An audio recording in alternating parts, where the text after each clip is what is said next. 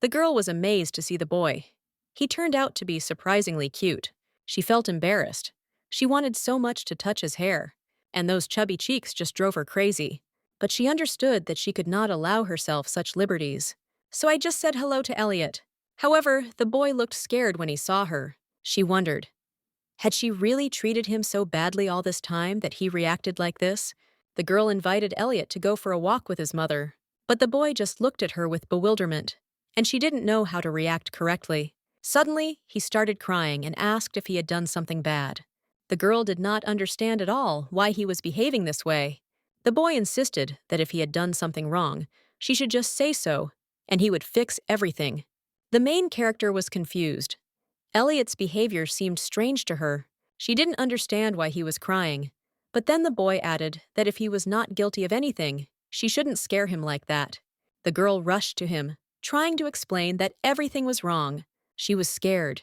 She hadn't done anything bad to the boy, but why was he reacting like that?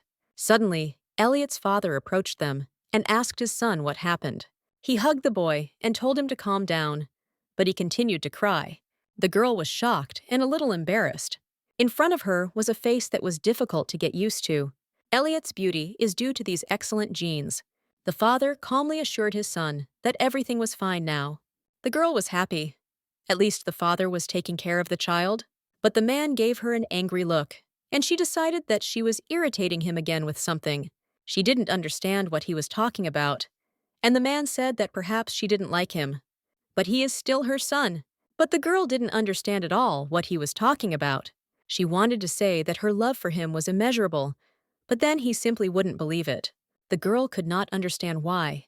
Among the many characters, she was the one who ended up in this body. She had become a terrible mother-in-law, and the thought terrified her. She wondered what others would do if they one day opened their eyes to a novel they had read before, and they would have found themselves in the body of the hated mother-in-law. And at the moment, when the son and husband were already feeling disgust towards her, she didn't know what to do in this situation. Perhaps it was worth trying to improve relations with his son, at least now, or try to make peace with her husband. But she didn't have the courage to do so. She didn't understand why she had come here now, and not before the wedding.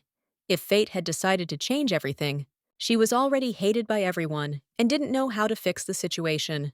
She sighed and wondered why Anastasia lived the way she did. Anastasia von Valois is the horrible mother-in-law from the fantasy romance novel Lily in Your Arms. Anastasia, born into the aristocratic family of the Marquise of Saxe, was the embodiment of arrogance.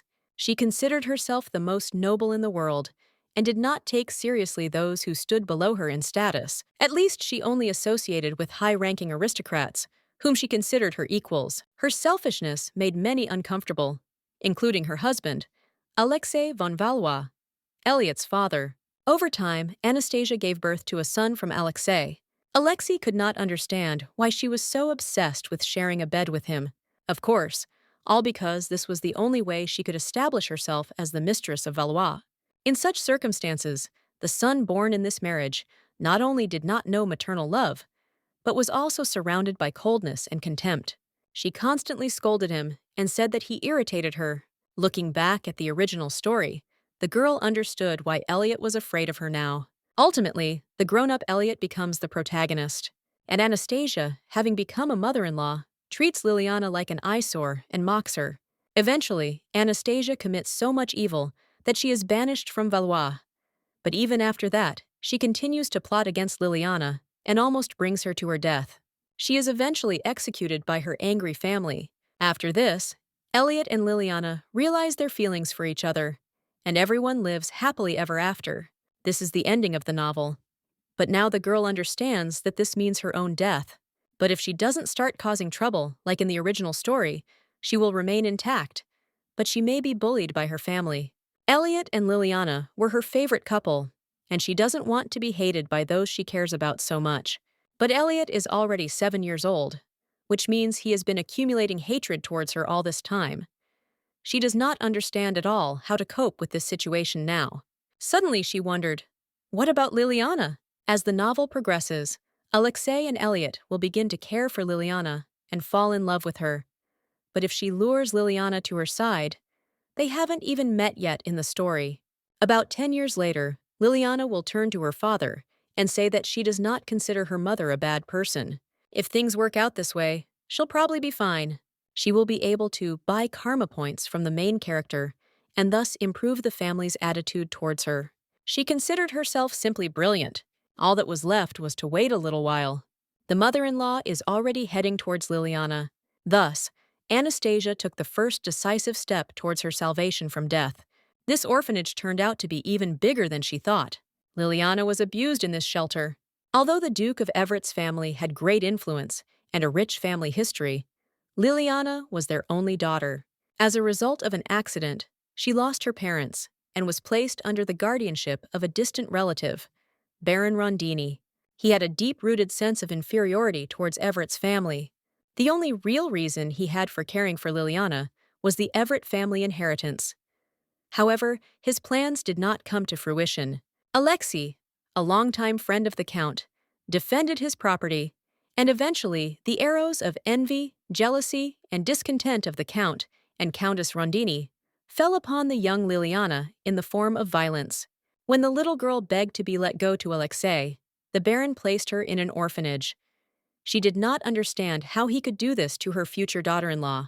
Even knowing that Alexei was close to the Duke, and Liliana and Elliot were in a relationship leading to marriage, they were not afraid of anything, continued to humiliate her, and see in her only money. The Rondinis will probably be very surprised at what the lady protagonist is going to do. She knocked, and then the girl ran up to her curiously, asking who she was. At that moment, she realized that she was familiar with this child, because she had eyes the color of young spring shoots. The girl also had curly blonde hair. She asked in bewilderment what the lady had come for. It was definitely Liliana, and Anastasia couldn't help but admire her. This child looked like an angel without wings, but the girl did not understand why the lady was behaving so strangely. I needed to calm down. She looked exactly as described in the novel, but it was better to ask again just in case. She asked if there was a girl named Liliana Everett in this shelter. The girl was surprised, and then said that it was her. As she thought, such a beautiful child could not be the main character of this novel. Until now, she was sure that her son was the cutest child in this world. But no, her daughter-in-law turned out to be even cuter. She had to remain sane, so she simply introduced herself to the girl and asked if the Baroness was inside. The girl said in a frightened voice that she thought he was talking about the director of the shelter, and the woman did not quite understand what she was talking about. Baroness Rondini was indeed the director of the orphanage, but Lilia was her relative, as was her husband. However, the girl spoke as if she were an ordinary pupil, which seemed a little strange. I wonder what their attitude is towards this little girl. She decided to leave it at that for now, and asked where the director of the shelter was now. The girl said that she couldn't even imagine that this woman was going to adopt her. After all, such a magnificent lady, as she would never take away such a handicapped child as she. The woman did not quite understand what the girl was talking about, and decided that perhaps she was referring to someone from another shelter. The girl added that if the lady is from another shelter, then she asks not to take her. Because of this, the woman was completely confused and did not understand what was happening. The girl said that she would certainly disappoint her, because she worked poorly, her movements were awkward, and she also ate too much. If they take her away, they will have to spend a lot on food, and besides, there will be other problems with her. The woman looked closely at the girl, trying to understand what she was so afraid of. But the girl didn't answer. She just kept silent and tried to explain where the director was now. She also noted that the director said that other shelters were a living hell. The woman did not understand at all what was being discussed. The girl added that she was told that children there were beaten every day, especially those who could not work normally. They were hit in the face, and those who do not obey are placed separately from everyone else under arrest for a week. At least their shelter accepted a lazy girl like her, but if they send her somewhere else, they will beat her every day. The woman was completely horrified. She didn't even know how to react to it. It was just crazy, and she was literally seething with anger. She didn't understand what they had said to this little girl, and how an orphanage could treat children like that. It was more like a barracks. Besides, these terribly dirty and worn-out clothes are right on the girl, and the wound on her hands looks terrible too. I feel sorry for this child. She doesn't understand how this can happen, and in principle, no one knew that something like this still existed. It's a shelter where they take one child and treat him terribly. She said that, firstly, she has no connection with another shelter. The girl was very happy and even a little embarrassed. The lady also noted that she was generally a quiet girl and asked why she needed the director and why she was looking for her in particular. This girl is a child who deserves much better treatment than she is currently receiving. Once she gets out of here, she will meet people who will love her, and all this time she was imprisoned here, thinking that cruel treatment was natural. However, the truth was that the lady had come to take her away. She noted that she hadn't introduced herself yet, so she would do it now. The woman had warm hands. Now the girl knew what it was like to feel happy. It's a happy feeling when someone strokes your hair like that. The lady said her name was Anastasia von Valois. The girl then thought that this lady had a very cool name, but then she got very scared when she realized it was Anastasia, the only duchy of its kind in the Valois Empire. The same Valois who can knock a flying bird out of the sky with just one look. She doesn't understand why such a great man wants to find her. The lady also noted that she is also the mother of Elliot von Valois, who is her fiancé. The girl was a little surprised when she heard this. Then the lady realized that she had accidentally blurted it all out at once. And then she noted that they would talk about this in more detail later. She didn't understand how she could have shocked such a kind and sweet child, and her future daughter-in-law at that, so much. So she decided that she would make everyone suffer, including Baron and Baroness Rondini. The inside turned out to be better than the lady thought. The wallpaper looked neat. The girl said that the hat could be taken off. Anastasia thought about the fact that the children here looked healthy. Maybe it's because they regularly do inspections here. Lily, on the contrary, looked more neglected than the other orphans. Anastasia was surprised when she saw the girl picking up trash. She came closer and noticed that she was cleaning and carrying dishes. So naturally, she performs the duties of a servant. But she's only a 7-year-old child. Now she works nonstop, to the point that it causes her pain, acts as if it couldn't be any other way. All the information about the main character being abused was expressed in the novel in just one sentence. However, Lilia's hellishly difficult days cannot be described in just one phrase. This is probably why the main character has such a nasty feeling in her soul now. The girl said that they had already arrived, so the lady could go with her. When she knocked, the headmistress asked who had come. The girl said that it was she, Lilia, and that she wanted to tell her something. But before she could say anything, she screamed that she didn't want to see this useless creature. The woman was in complete shock, and the headmistress continued to yell at Lilia. She insisted that she should under no circumstances be disturbed when her daughter arrived. But when she saw the Duchess of Valois in front of her face distorted with surprise. The Duchess demanded that the headmistress take the trouble to explain the situation to her. The woman looked frightened, and Anastasia asked why the child who would become her daughter-in-law did not live in the Rondini mansion, and is in such conditions, in a shelter.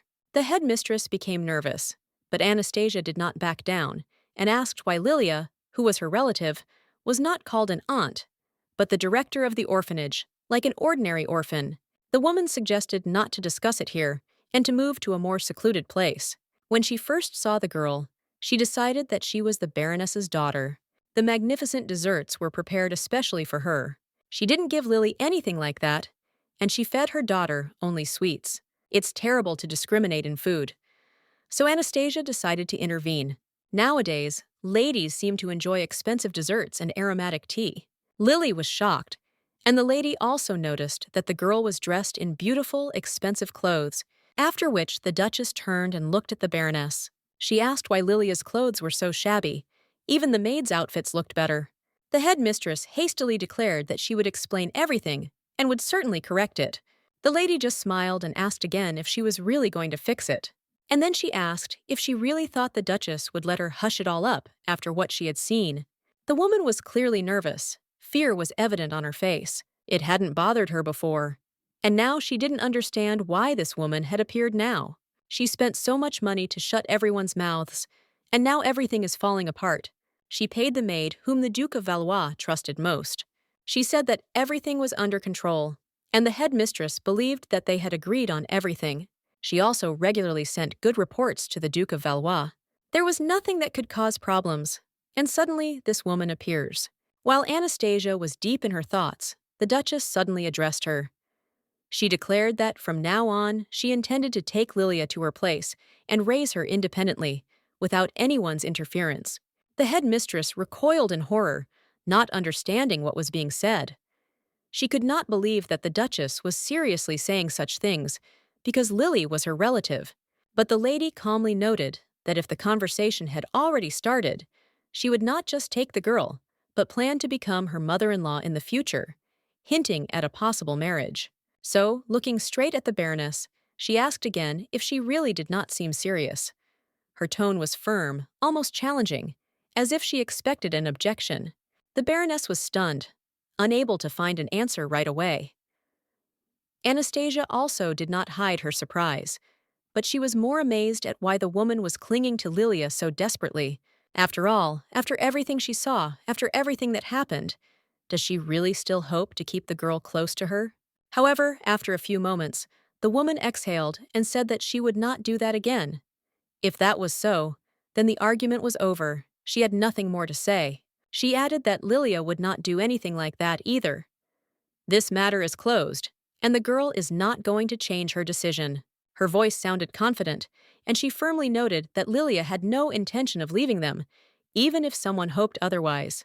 But her words sounded so strange that it became difficult to understand whether she was saying this sincerely or whether her whole being was denying reality. The Baroness could not stand it any longer and rushed to Lilia, clinging to her hands. She desperately repeated that they were family. She reminded that she raised the girl, took care of her. However, Lilia felt pain when the woman squeezed her hand too hard. The Baroness imploringly said that leaving was stupid and tried to convince the girl, asking if she really agreed to this. Anastasia, without wasting any time, approached the woman and told her directly to listen to her carefully because the situation was becoming more and more serious. She pointed out that right now, before this woman's eyes, she was trying to manipulate the child, which was completely unacceptable and needed to be stopped. The woman was completely confused, not understanding what was being discussed at all, because it seemed to her that there was no manipulation. She saw no reason for the accusations. But the girl clearly noticed how the woman imposed her will, claiming that she had raised the child, and this was clearly manipulation that could not be justified. Anastasia even regretted that the Baroness would no longer be able to demand money under the pretext of expenses for Lilia, because this game was already over. Moreover, she added ironically that now the woman will not be able to use Lilia to extort money, as she did before under various pretexts. The woman was horrified and could not accept this turn of events, because Lily was something like prey to her, a valuable asset that could not be simply lost. In despair, she fell to her knees before the Duchess and began to ask her to take the girl to her, because the situation had become too difficult for her. It was even more unpleasant to see how this woman now, after all the manipulations, suddenly began to ask for forgiveness, showing her true face. Anastasia did not want to waste any more time talking to this woman, so she turned to Lilia and asked her to step aside, showing that everything had already been decided. She confidently said that in the future she wanted to be her housekeeper and live next to her, giving the girl the opportunity to make her choice, but leaving no room for doubt. Anastasia, with mild interest, asked what she thought about the girl and what she was going to do with her, in order to understand her future intentions. However, Anastasia could not allow Lilia to stay in the place where she was abused, and it was unclear to her where she would now live. She wanted to respect the girl's choice, but if it did not match her expectations, then Anastasia was ready to give it up, offering other options for her. Lilia, determined, replied that this was not so, and that she would definitely go after Anastasia because she was sure that this was the right decision. Anastasia, having decided to go with the Duchess, noticed how her words sounded too loud, but she understood that nothing could be changed. She added that if it did not cause any inconvenience, she would gladly go with her, not wanting to be a burden to others. Anastasia thought about it, remembering that she had suggested going with her. She decided that it was not worth thinking about what could become a burden. Then she smiled, offering to go together, and, holding out her hand, waited for the girl to agree. Lily, slightly embarrassed, happily took her hand, unable to refuse such an offer. They approached the exit, and Anastasia, realizing that it was time to go, headed along with the girl, holding her hand. It all seemed strange, and Lily felt that she couldn't believe what was happening. She thought that her life would be here, in this place, and that she would not be destined to see anything new. Everything would be the same. This feeling of being trapped in a huge vicious circle did not give her any peace, and she could not get out of this state. But now, when she saw the clear sky, it seemed incredibly beautiful to her, and for the first time she felt freedom.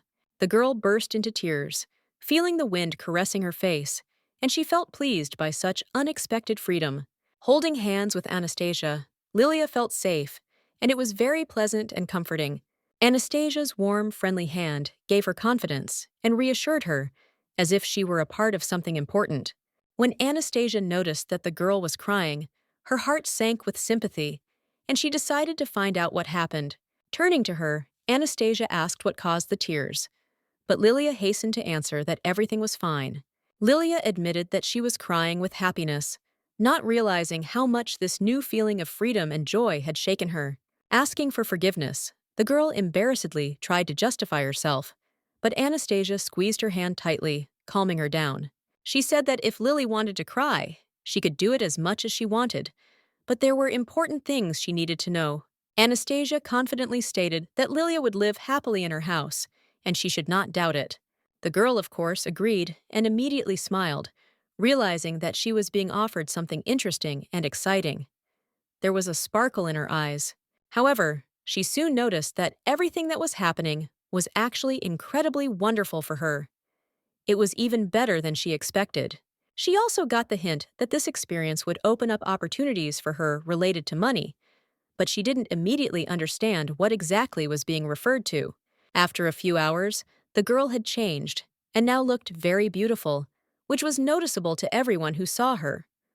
Her appearance became her pride. She asked cautiously if she could really wear the things she saw in the store, unsure if she should use them. Lily was an incredibly sweet and charming girl. If she could look like that, it was unclear who else could wear such things and look so dignified. The lady noted that, of course, such outfits should only be worn by Lilia, and she even helped her choose various costumes to highlight her beauty. She said that there was nothing to be done now, because it all had to be as she had planned. There was no doubt about it. The woman asked that all the clothes for the girl that were available be given to her because she wanted to give a gift to Lilia. Lily replied that she could not accept so many clothes at once. It seemed to her that this was quite enough, and that the extra would only complicate the choice. She noted that, in principle, what she had already chosen was enough for her, because during the shopping process she realized that the most important thing was not quantity, but style. Anastasia was sure that Lilia would find a way to persuade her, and in the end she would buy everything she needed to improve her image. She had no doubt. She approached Lilia and gently told her that she needed to look at the situation with a cooler head and evaluate how she would appear to others. The lady reminded that Lilia, as the future mistress of the family, must think through every step. She asked how the Duke's bride would look in old, shabby clothes. People will immediately start whispering. They will think that, despite the family's wealth, they treat their only bride with disdain and even cruelty. Some people might think that the Duchess is too cruel and unfriendly, but Lily noticed that the Duchess is not as bad as she might seem. The lady smiled and asked if it was true that the Duchess did not deserve a bad reputation. She felt that Lily had hit the nail on the head. This was the right moment. She noticed that, in such a case, Lilia simply had to dress herself in beautiful, decent clothes to create the right impression. It was a necessity. Lily realized that if she wanted to make the right impression on others about herself, then of course, she had to agree and follow this advice. Now she promised herself that she would always wear only the best, so that everyone would see her as a worthy lady, worthy of attention and respect. The girl couldn't understand what was happening to her. She was tormented by a strange feeling that she had been drawn into something big and difficult. She couldn't figure out her feelings. It had already been decided that the rest of the clothes would be sent to the estate, so the lady and the girl began to pack up and leave. Their journey continued. Everyone present was stunned when they saw the lady walking with the girl. This combination suddenly attracted all eyes. The people saw the Duchess, and their faces were full of questions. They could not understand what was happening, because it was the first time they had met such a girl. The girl, despite her small size, managed to get the Countess to hold her hand. This surprised everyone, because the Duchess was rarely around children. Everyone who observed thought that what was happening was too unusual and could not find an explanation for what was happening in front of them. Those around could not help but notice how the situation was unfolding. They were curious about what had happened and what was hidden behind this unusual moment. And at that moment, they realized that the Duchess was looking at them. Her gaze was focused, and everyone felt their attention sharpen. Anxiety immediately crept into their hearts. They were afraid, not knowing how much the Duchess could hear, and realized that problems had begun in their lives. The lady stated calmly that she had been watching them for some time now, without showing much emotion. This added even more tension to the air. The girls at that moment clearly realized that their problems had become much more serious. Panic seized them. They did not know what would happen next. However, the Duchess reassured them, saying that everything was fine and that she understood them. Her words were strangely comforting, but many questions still remained. The lady couldn't help but notice that Lily, the girl, was so cute that it was impossible to take your eyes off her. This was her personal opinion. She also said that now, looking at the girl, she understands why everyone pays so much attention to her. She thought that her son was the cutest, but then another child appeared. The girls were completely perplexed. They did not understand what was being discussed and doubted whether it was really the Duchess in front of them or whether it was something else. When the girl saw the castle, her eyes were filled with delight. She could not hide her emotions. Everything was like a fairy tale, as if this place belonged to a princess. She noticed that the castle really did resemble the home of a real princess, with its majestic towers and wide windows. The lady, watching her reaction, only smiled. Little Lily was so cute that her heart literally melted from her sincere joy. As soon as they entered, the girl was literally shocked by what she saw. For her, it was a real palace, like in fairy tales about queens and empresses. She could not contain her emotions and said that this place was like the palace of the empress herself, so luxurious and majestic. Lily was so spontaneous and sweet that the lady did not even know how to restrain her feelings. Looking at her, she felt something tender and touching. At some point, the lady felt a little sad for the girl. Her eyes showed naivety and tenderness, but perhaps also invisible pain. But at that moment, her attention was drawn to a boy who, in her opinion, looked no less frightened. He froze when he saw her, and she herself felt alarmed. The boy was so cute that the lady could hardly resist the urge to go up and hug him. She realized that she had to be careful with her feelings so as not to cause harm. She tried to calm down, realizing that her emotions needed to be under control so as not to create unnecessary problems or tension. The lady smiled at the boy, but was surprised by his reaction. He did not retreat as he had done before, and did not hide, which was unexpected for her. A few hours ago, this boy had been afraid of her, and she clearly remembered his rapid escape when he saw her for the first time. However, now she noticed that the girl was looking at the boy with some strange interest. This look was filled with questions that she could not immediately understand. The boy looked puzzled as well, and they both stood there, hesitant, unsure of what to do next. The tension in the air was palpable. As they approached each other, neither of them dared to speak first. Instead, they simply stood there in silence, feeling a strange excitement. The lady couldn't help but smile at all this cuteness. The sight of two children who didn't even know how to communicate was incredibly touching. She almost forgot about everything when she looked at these children. Their sincerity and purity filled her heart with joy, despite the heaviness of the world around her. However, despite all this charm, the lady did not forget about her main goal: to survive. She could not afford weakness. Her life depended on the decision. Suddenly, she somehow shook herself, as if returning to reality, and took a step forward. The lady said decisively to defuse the situation so that Lily could introduce herself. The boy, not expecting such a turn of events, was a little confused, but still said his name. "This is the younger Duke Elliot of Valois," he said with a slight bow. The girl, a little scared and shy, bowed back. She understood that she had to behave respectfully, even if her heart was still full of emotions. "Her name is Lily Everett," the girl said quietly but confidently. trying to look dignified, as she had been taught. The boy blushed with embarrassment when he heard that Lilia was his fiancée. He felt awkward from such words and did not know how to react. They decided to just have fun watching the guy blush. They were sure that his face would turn red, and he would not be able to hide his embarrassment. When the guy heard this, he was stunned. He didn't know that she considered him her fiancé. He was surprised that she said it like that. He was really surprised. Admitting that it was true, he said that he had not known about it before, although he had guessed about her feelings. Although he didn't say it out loud, he himself didn't know that she was so beautiful. Thoughts of how much she meant to him flashed through his mind. She was serious when she told him he had to take care of her. It was written all over his face, and she was convinced of it. The boy was indeed embarrassed, but despite this, he agreed with her words. He understood that now he had to take responsibility upon himself. He stood before her, feeling the full weight of the moment, and was a little taken aback. The heroine's condition affected him more than he had expected. She smiled, assessing his behavior. She said that he was doing the right thing, and that was very important to her. But when the boy looked at her, his face changed.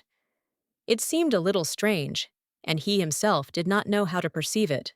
He turned to the girl and, bending down, quietly asked if it was possible that his mother was angry or scolded her. He leaned over slightly, trying to be careful, and asked if maybe his mother had treated her wrong. The girl was stunned. She immediately changed her facial expression, showing that this thought greatly excited her. He noticed that perhaps she had said something that irritated his mother. He noted that she might be pushing her away. Anastasia heard their conversation, but she did not attach much importance to it. These are trifles that are difficult to do anything about. She decided not to interfere. Everything Anastasia had done during this time was not something she could fix in one day. She understood that changing her image to a positive one was difficult. Lilia countered that this was not true at all. She insisted that her mother had done nothing wrong that could affect her reputation. Elliot was surprised by her words. He asked again, not quite understanding what she was talking about and what exactly she meant at this moment. Lily, without hesitation, replied that it was precisely because of these actions that her mother was so good that she deserved only positive reviews. After saying this, Lilia became a little embarrassed and smiled slightly, feeling that her words were a little too open for such a moment. Anastasia, hearing this, also felt embarrassed.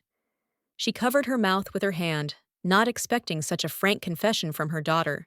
Lilia added that her mother had taken her from a terrible place and saved her from many troubles. She was grateful for this, not hiding her feelings. In addition, Anastasia personally chose the dresses that Lilia was wearing now. The girl felt her heart fill with gratitude for the care. Lily reiterated that her mother was simply wonderful and that she could not even express in words how much she appreciated everything she had done for her. Anastasia was embarrassed by such a confession. She did not know that her daughter perceived her care and efforts so well, that she was so sincerely grateful to her. Lily, however, blushed even more as her stomach growled loudly. She looked awkwardly at the others, feeling ashamed of her unwitting intemperance. Anastasia, seeing this, realized that Lilia was hungry, and with a smile said that they needed to go to the evening meal so that the girl could eat. At this time, the butler was already meeting the Duke, who had just returned. His face expressed fatigue, but he was ready to continue his duties. The Duke confirmed that he was fully back home. He was a little late, but explained that he had had a busy day and had not managed to complete everything on time. Alexei, hearing this, noted that today's affairs had indeed taken longer than he had planned, but despite this, he needed to maintain his composure. However, he added that he still needs to pay attention to how he looks and control his facial expressions so as not to create unnecessary problems. The butler noticed the Duke's fatigue. His physical condition was not hidden, even from his faithful servant. It became obvious to everyone who was nearby.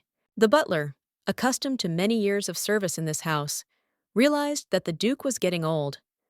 A simple look at his tired face told more than any words. When the butler and the Duke exchanged a few words about his son Elliot, the butler's surprise was noticeable. He did not expect the Duke to go to his study so quickly. Duke Alexei, realizing the importance of the matter, thought that there was still something to be completed. He could not afford to relax, so he asked the butler to bring him coffee. But the Duke, sensing that he had something important to discuss, also noted that there were some issues that needed attention. He was serious. Word spread quickly through the town. Once at the mansion, the Duchess brought Lady Lily with her. This news attracted the attention of everyone close to the house. When the Duke heard this, his face immediately changed. He asked again. He could not believe that his wife had actually made such a decision. Alexei was upset and clearly angry. He didn't understand what exactly his wife was planning and what it might mean for their family and everything he had built. The Duke could not understand what this woman was thinking. There was something in her eyes that remained a mystery to him. He could not find the key to her thoughts. But something else was important. Everything that was happening around him was becoming stranger and more unpredictable. Each new moment brought him even more confusion. She said that Lilia was treated like a servant, and that the butlers behaved like subordinates. The Duke immediately realized that this was indeed true, and he could not help but agree. And then it bothered him that Meg had never mentioned it.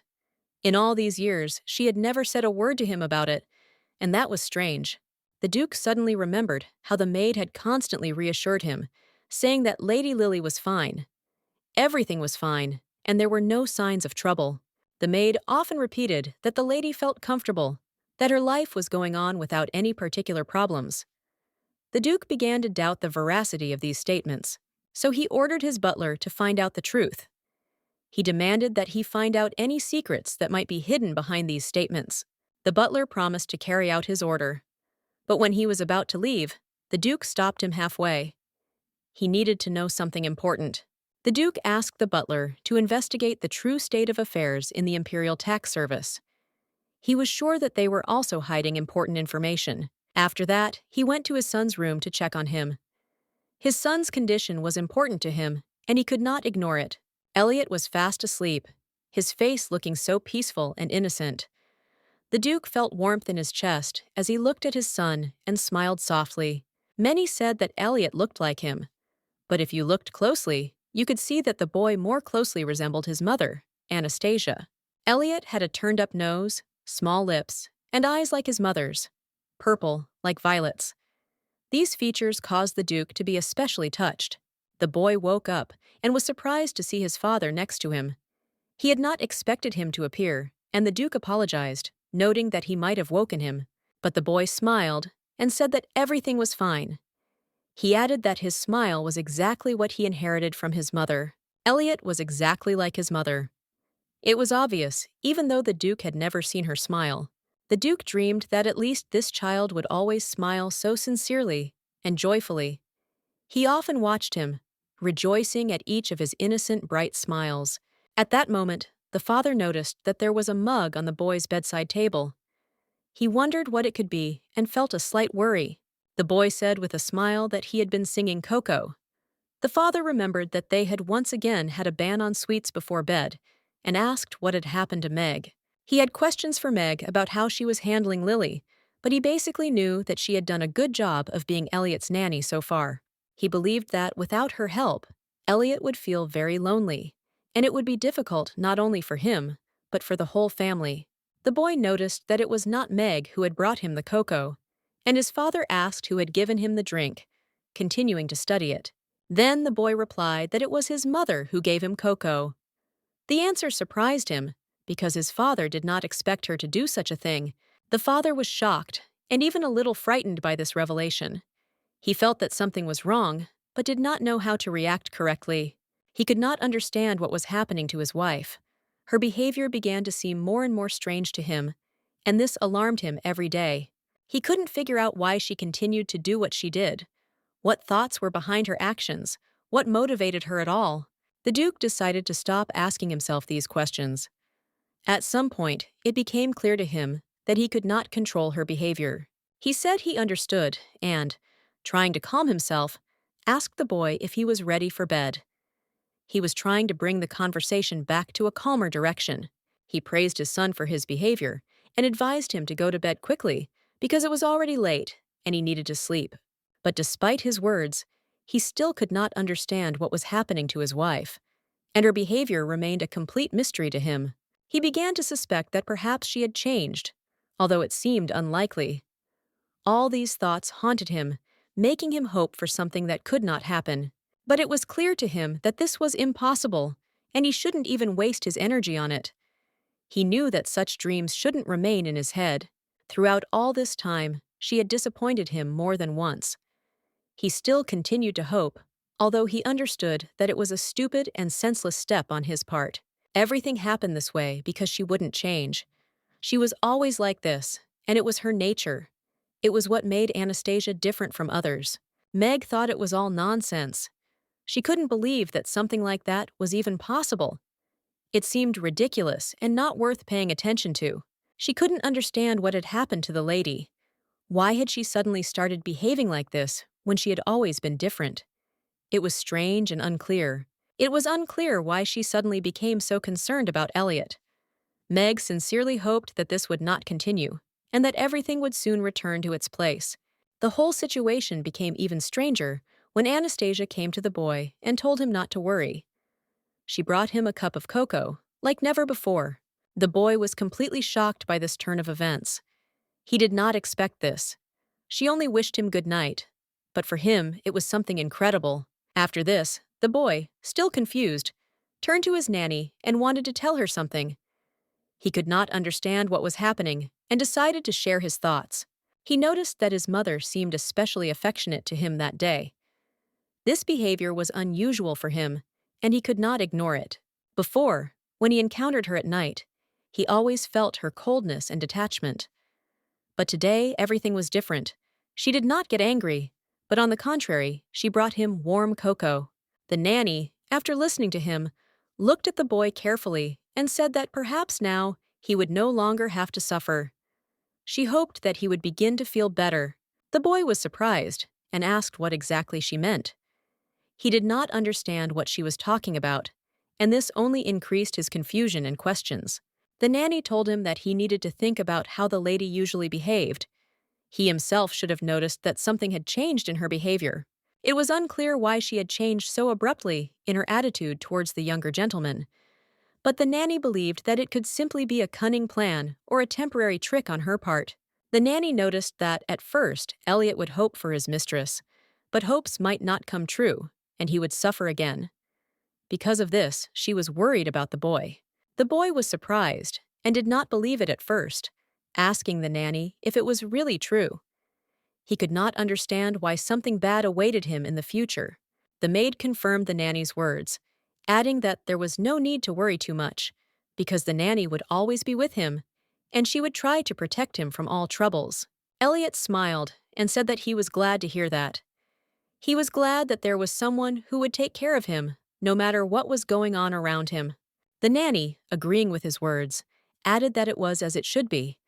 She tried to convince him that it was better for him to trust her rather than rely entirely on the mistress.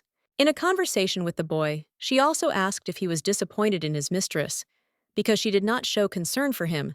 But Lily was always important to her. The maid remarked that she could not even imagine how much pain the boy felt when he saw this.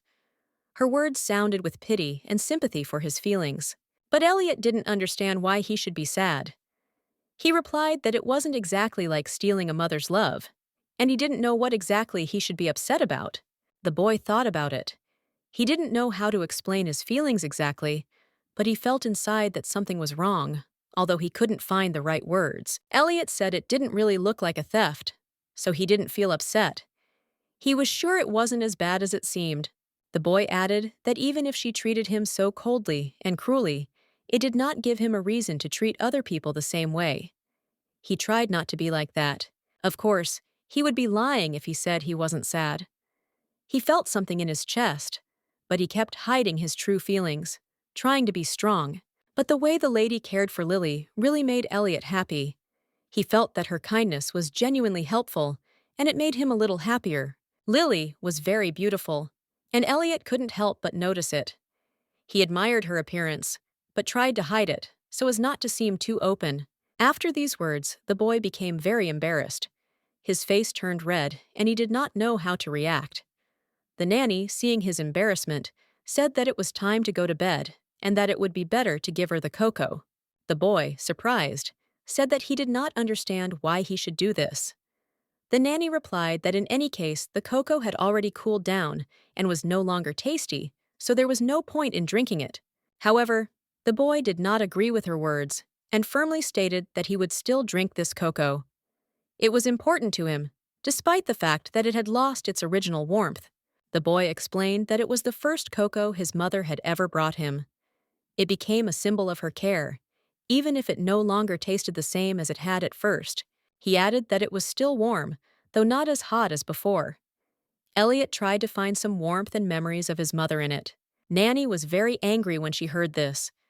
She understood that Junior Master Elliot was starting to get attached to these little things, and something had to be done about it urgently so as not to complicate the situation. After this, there was a knock on the nanny's door, and she, without wasting any time, allowed entry, expecting that these would be ordinary official matters that she had to resolve. There were several maids standing at the door, who immediately turned to the head maid, conveying their news to her, clearly concerned about something important that they had just seen.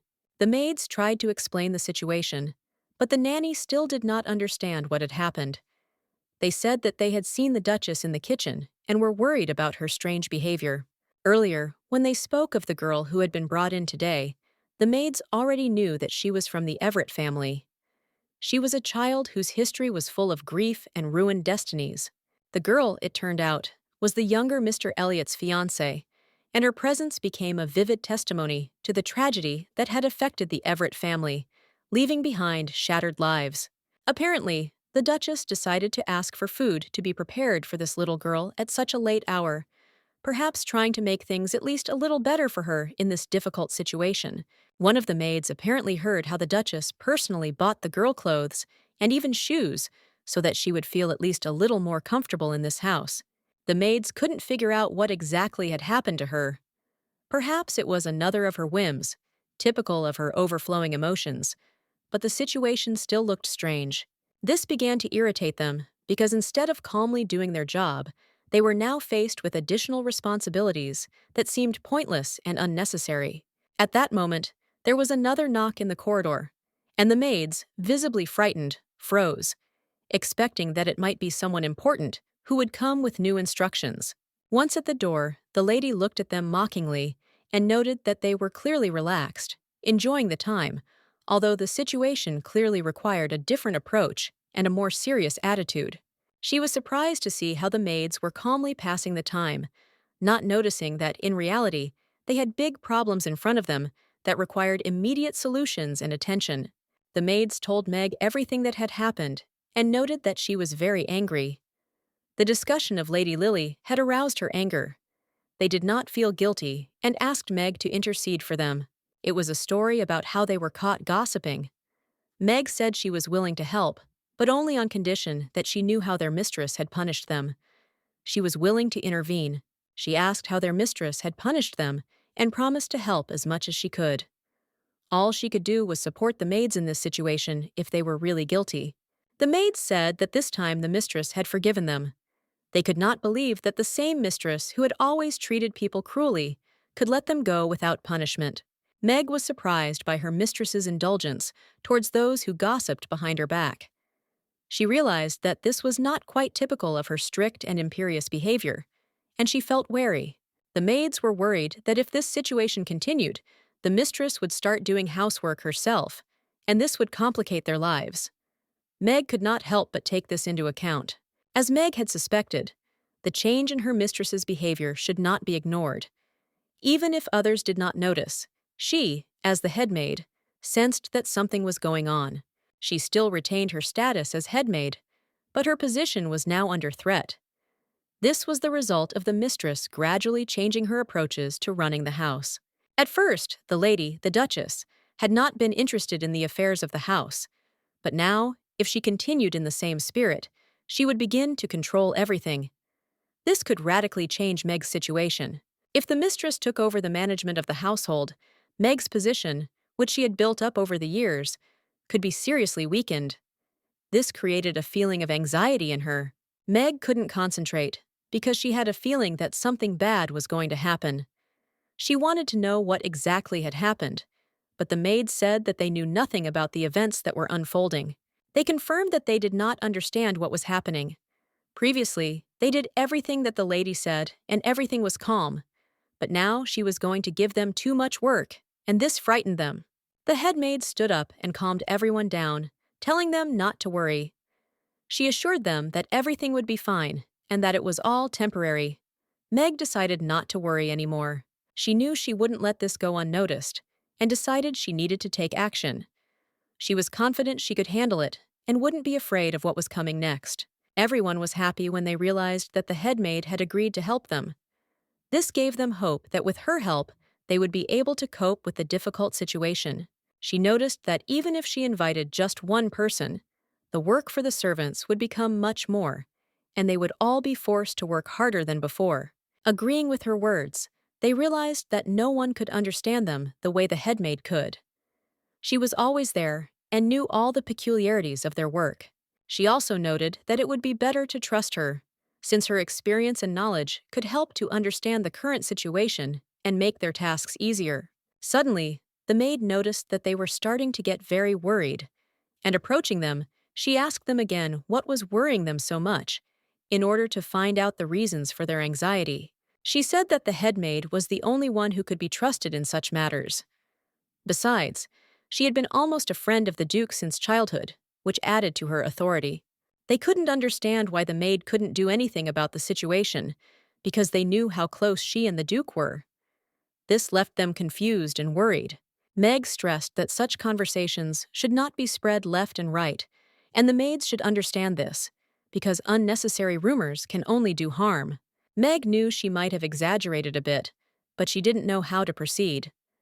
The situation was complicated, and her indecision only increased her anxiety. She couldn't figure out how to make the lady cool her attitude towards the family again, because she was sure that there must be some way to change the situation.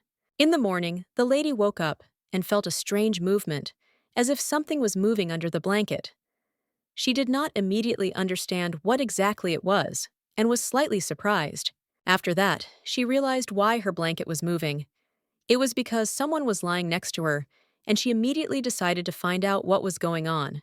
Litochka was lying next to her, fast asleep, and everything looked so peaceful that she couldn't help but smile. Litochka was sleeping nearby, and her presence in the room created a feeling of warmth and comfort. The lady was touched, because it was such a sweet sight that she could not ignore it. She felt a little embarrassed. Litochka was so sweet, and last night she came to her asking to stay, because she was afraid to be alone without her mother. Anastasia, noticing how worried Lilia was, quietly said that she understood her feelings. She offered the girl to spend the night next to her, so that she would feel calmer. In the evening, they found themselves in the same bed, where Anastasia carefully arranged Lilia, covering her with a blanket. The girl finally fell asleep. Anastasia felt worthy of her mother. There was pain in her eyes, and she couldn't hold back her tears. These tears weren't from grief, but from the fact that she was able to give Lilia the safety and warmth that she so needed. Remembering how her life had collapsed at the beginning, Anastasia felt that moment bring her peace. She was ready to become a villain for everyone, but not for Lilia. Lily woke up early in the morning and immediately noticed her mother's gaze. Her bewilderment did not last long. She thought that perhaps Anastasia was angry because she woke her up. But the girl soon realized that this was not the case. She asked her mother how she had slept, genuinely interested in her condition, and trying to build a conversation that would dispel the tension. Anastasia was almost taken aback by the unexpected question. Her face did not betray any emotion, but inside she felt the nervous tension growing. She was not ready for this. For a moment, she hid her feelings behind a cold and calm expression. She had worn these masks since she was young, and maybe that was why she was grateful for this moment. Lily was grateful to be transferred into the body of her mother-in-law, who, despite her cruelty, offered the girl to spend time at breakfast. It was unexpected and pleasant. Lily, despite the invitation, replied that she had eaten well yesterday and did not feel hungry. She was in no hurry, her body did not yet require food, but it was nice to hear the offer. The lady, noticing her answer, realized that the girl was not hungry. After all, before they fell asleep, they had also drunk cocoa, which quenched her thirst, and now she did not want to eat. Anastasia, interested, asked what Lilia would like to do that day. But the girl did not immediately understand what was being discussed, asking again with bewilderment, waiting for an explanation. No one had ever asked her what she wanted before, and the girl was confused. She didn't know what to answer because she wasn't used to such questions. She just didn't understand what was required. Lilia felt how important it was to answer and decided not to make her mother wait. She stood up and began to search for words to somehow satisfy her expectations, not even understanding what to answer. Lily noticed Anastasia looking at her with a smile. The girl felt that her mother's gaze was full of expectation, but she did not know what exactly she wanted to hear from her at that moment. In the end, Lilia said that she just wanted to be near her mother. It was sincere, because she didn't need anything else.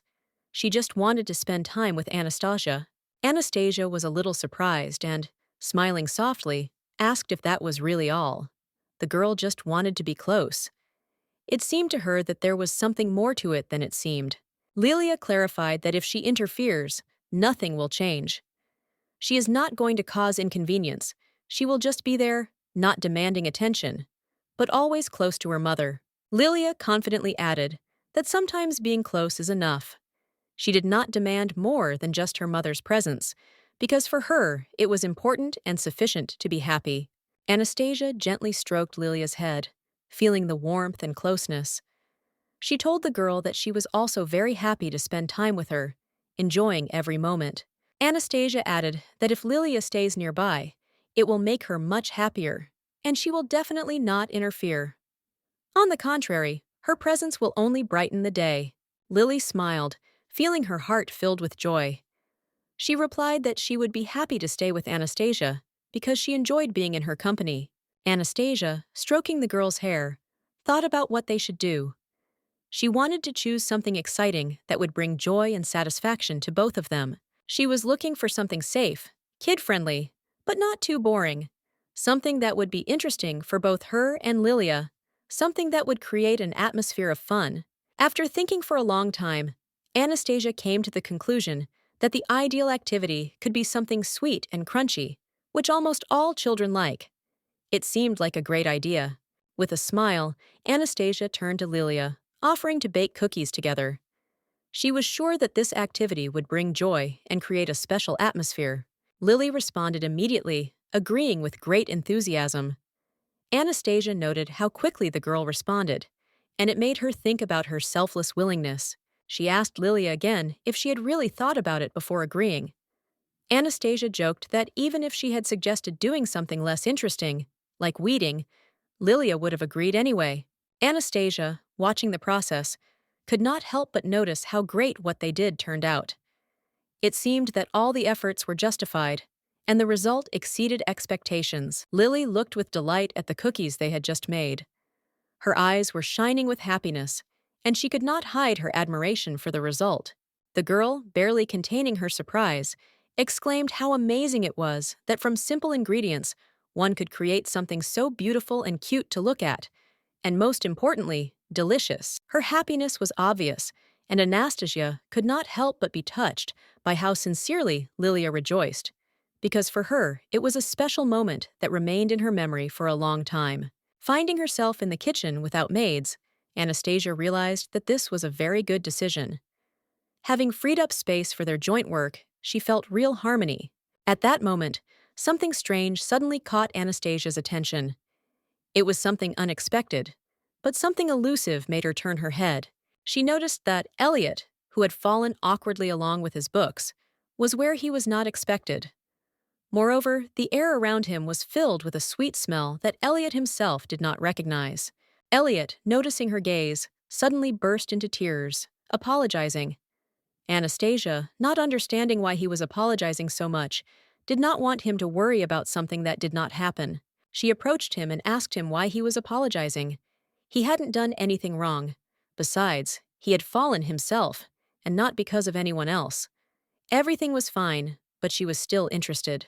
The boy, quickly wiping away his tears, replied that he had accidentally dropped the book. He hadn't fallen, everything was fine. His words were calm, but there was uncertainty hidden in them. After these words, he stood up, smiled at his mother. His face became more confident, and she noticed how his eyes filled with light again. He thanked her sincerely for the cocoa she had given him yesterday. It was a small but warm confession that warmed her heart, just like that drink in the moment of winter cold. She couldn't help but notice how cute he looked at that moment. Her hands almost reached out to kiss his cheeks, but she held back, knowing she had to control herself. Anastasia laughed, looking at him, and said that there was no need to thank her for such a trifle. For her, it was enough that he enjoyed the cocoa with pleasure. It wasn't some kind of big test, not some kind of endurance training, and it was hard to even call it anything more significant. Everything was simple and sincere, and that made her happy. At this point, Lily came up to them, noticing how Elliot was looking at their cookies with confusion. She cheerfully said that he probably came to them, attracted by the sweet smell. Lily offered him a cookie if he wanted it. She was even willing to treat him, generously suggesting that he not be shy and enjoy what they had prepared. The boy was a little embarrassed, and of course, agreed. He was pleased, but he was still a little lost in this situation, not knowing how to behave correctly. He picked up the cookie and started tasting it. But once the taste hit his mouth, he was completely shocked at how delicious and unusual it was. The cookies were truly incredibly tasty. They crunched on his teeth, and the boy couldn't help but wonder how such a simple thing could be so delicious. Anastasia also could not hide her surprise and joy. She herself felt slightly embarrassed that such a simple gesture caused such a reaction in the boy. Lily, seeing the boy's reaction, turned to her mother, saying that the boy said that the cookies were simply delicious. This was pleasant and touching for both women. After that, Anastasia suggested making more cookies and sharing them. Liliana was so kind and innocent that she could easily accept such kindness in any situation. Liliana, of course, was ready to share with others, because she was a real angel, and even Anastasia could not help but notice how easily she managed to be so kind and caring. But first, it was necessary to finish what had already been prepared. Anastasia thought that Liliana really looked like an angel, and her soul was so pure and bright. Anastasia then turned to the boy, asking what was bothering him. She noticed that he was a little embarrassed and seemed to be hesitating whether to continue the conversation. He was a little embarrassed, but then asked if he could share these cookies with his dad. It was obvious that he wanted his dad to be able to feel this moment too. Anastasia, having thought about it, was even a little afraid to imagine how Alexei would react to this. She was not sure whether he would be so positively disposed to such a small joy. She wasn't sure if she should let him try the cookies, but she knew it would probably be better to have someone pass them to him than to do it herself.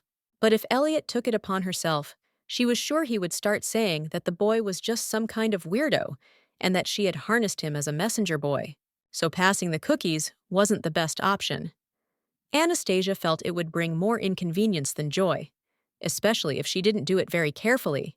Then she said she agreed and decided to take the cookies herself. It had to be done quickly to finish everything, and she was ready to make a decision. The boy was surprised that Anastasia decided to take the cookies herself. He was ready to help, but she insisted that it was better to do it herself and promised that the maid would do everything. Anastasia was so absorbed in her thoughts that she did not even notice how her actions became more and more decisive. She was far from the thought of the servant, despite its reality. She stood by the door, thinking maybe it would be best to just leave the cookies nearby and go. After all, he would find them anyway, wouldn't he? The solution was simple, but deep down, she was unsure whether she should leave. Why delay the inevitable? They were going to meet face to face anyway, so why wait? In the end, she decided to leave the cookies where she was. Suddenly, the Duke asked who it was, and if anyone had business, they should come in. Interestingly, he noticed her.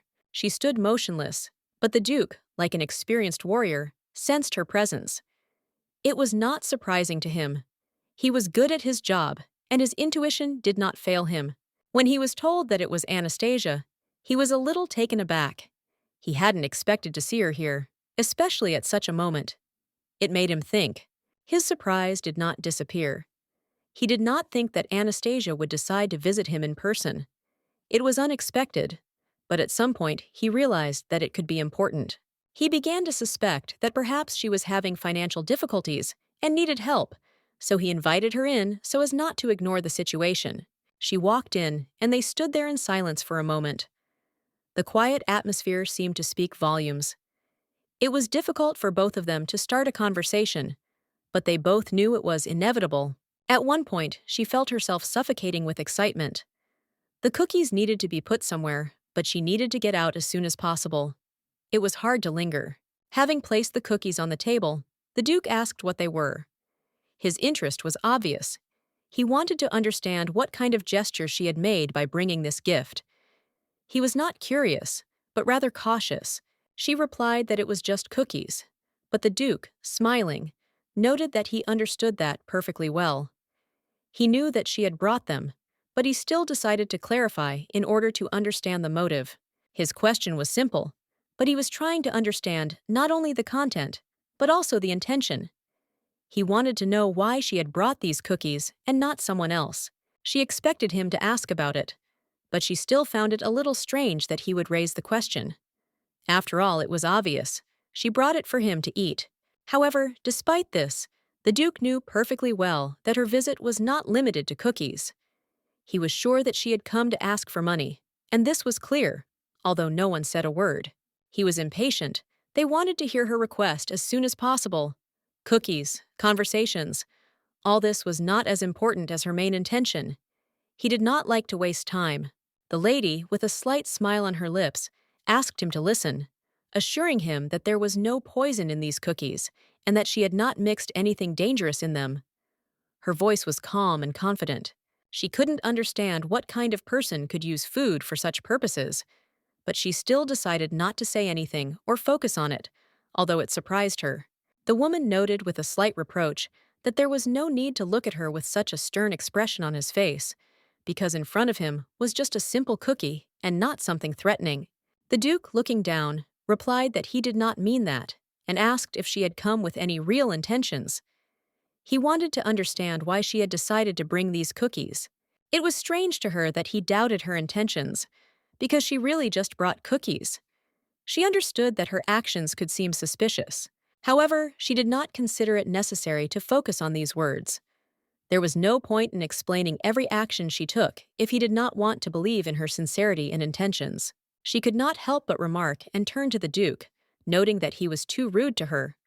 She tried to be kind, but his coldness was becoming more and more obvious. She brought him cookies with sincerity, and while it might have been a treat for the Duke, it was special for her.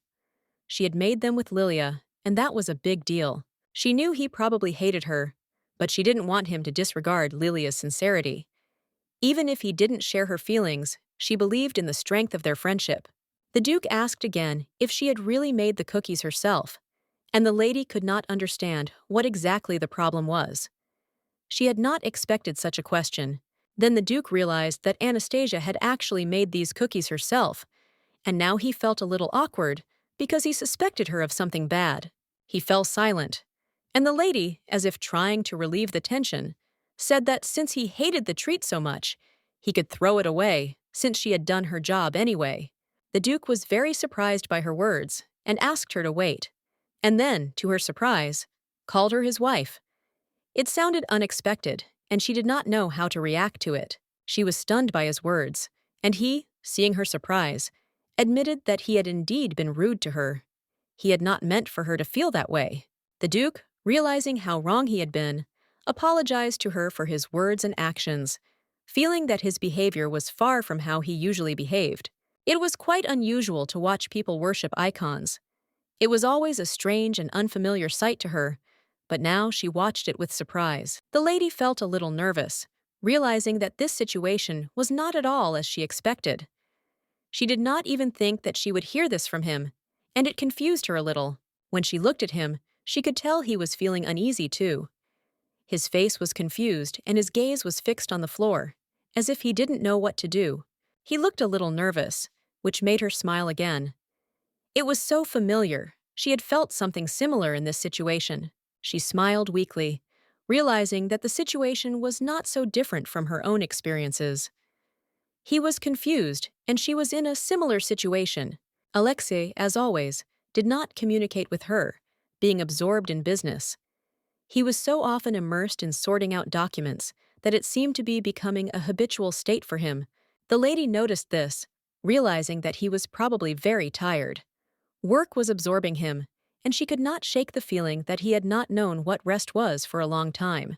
She heard that yesterday there was so much work that despite coming home late, he continued to do his work, not allowing himself even a minute of rest.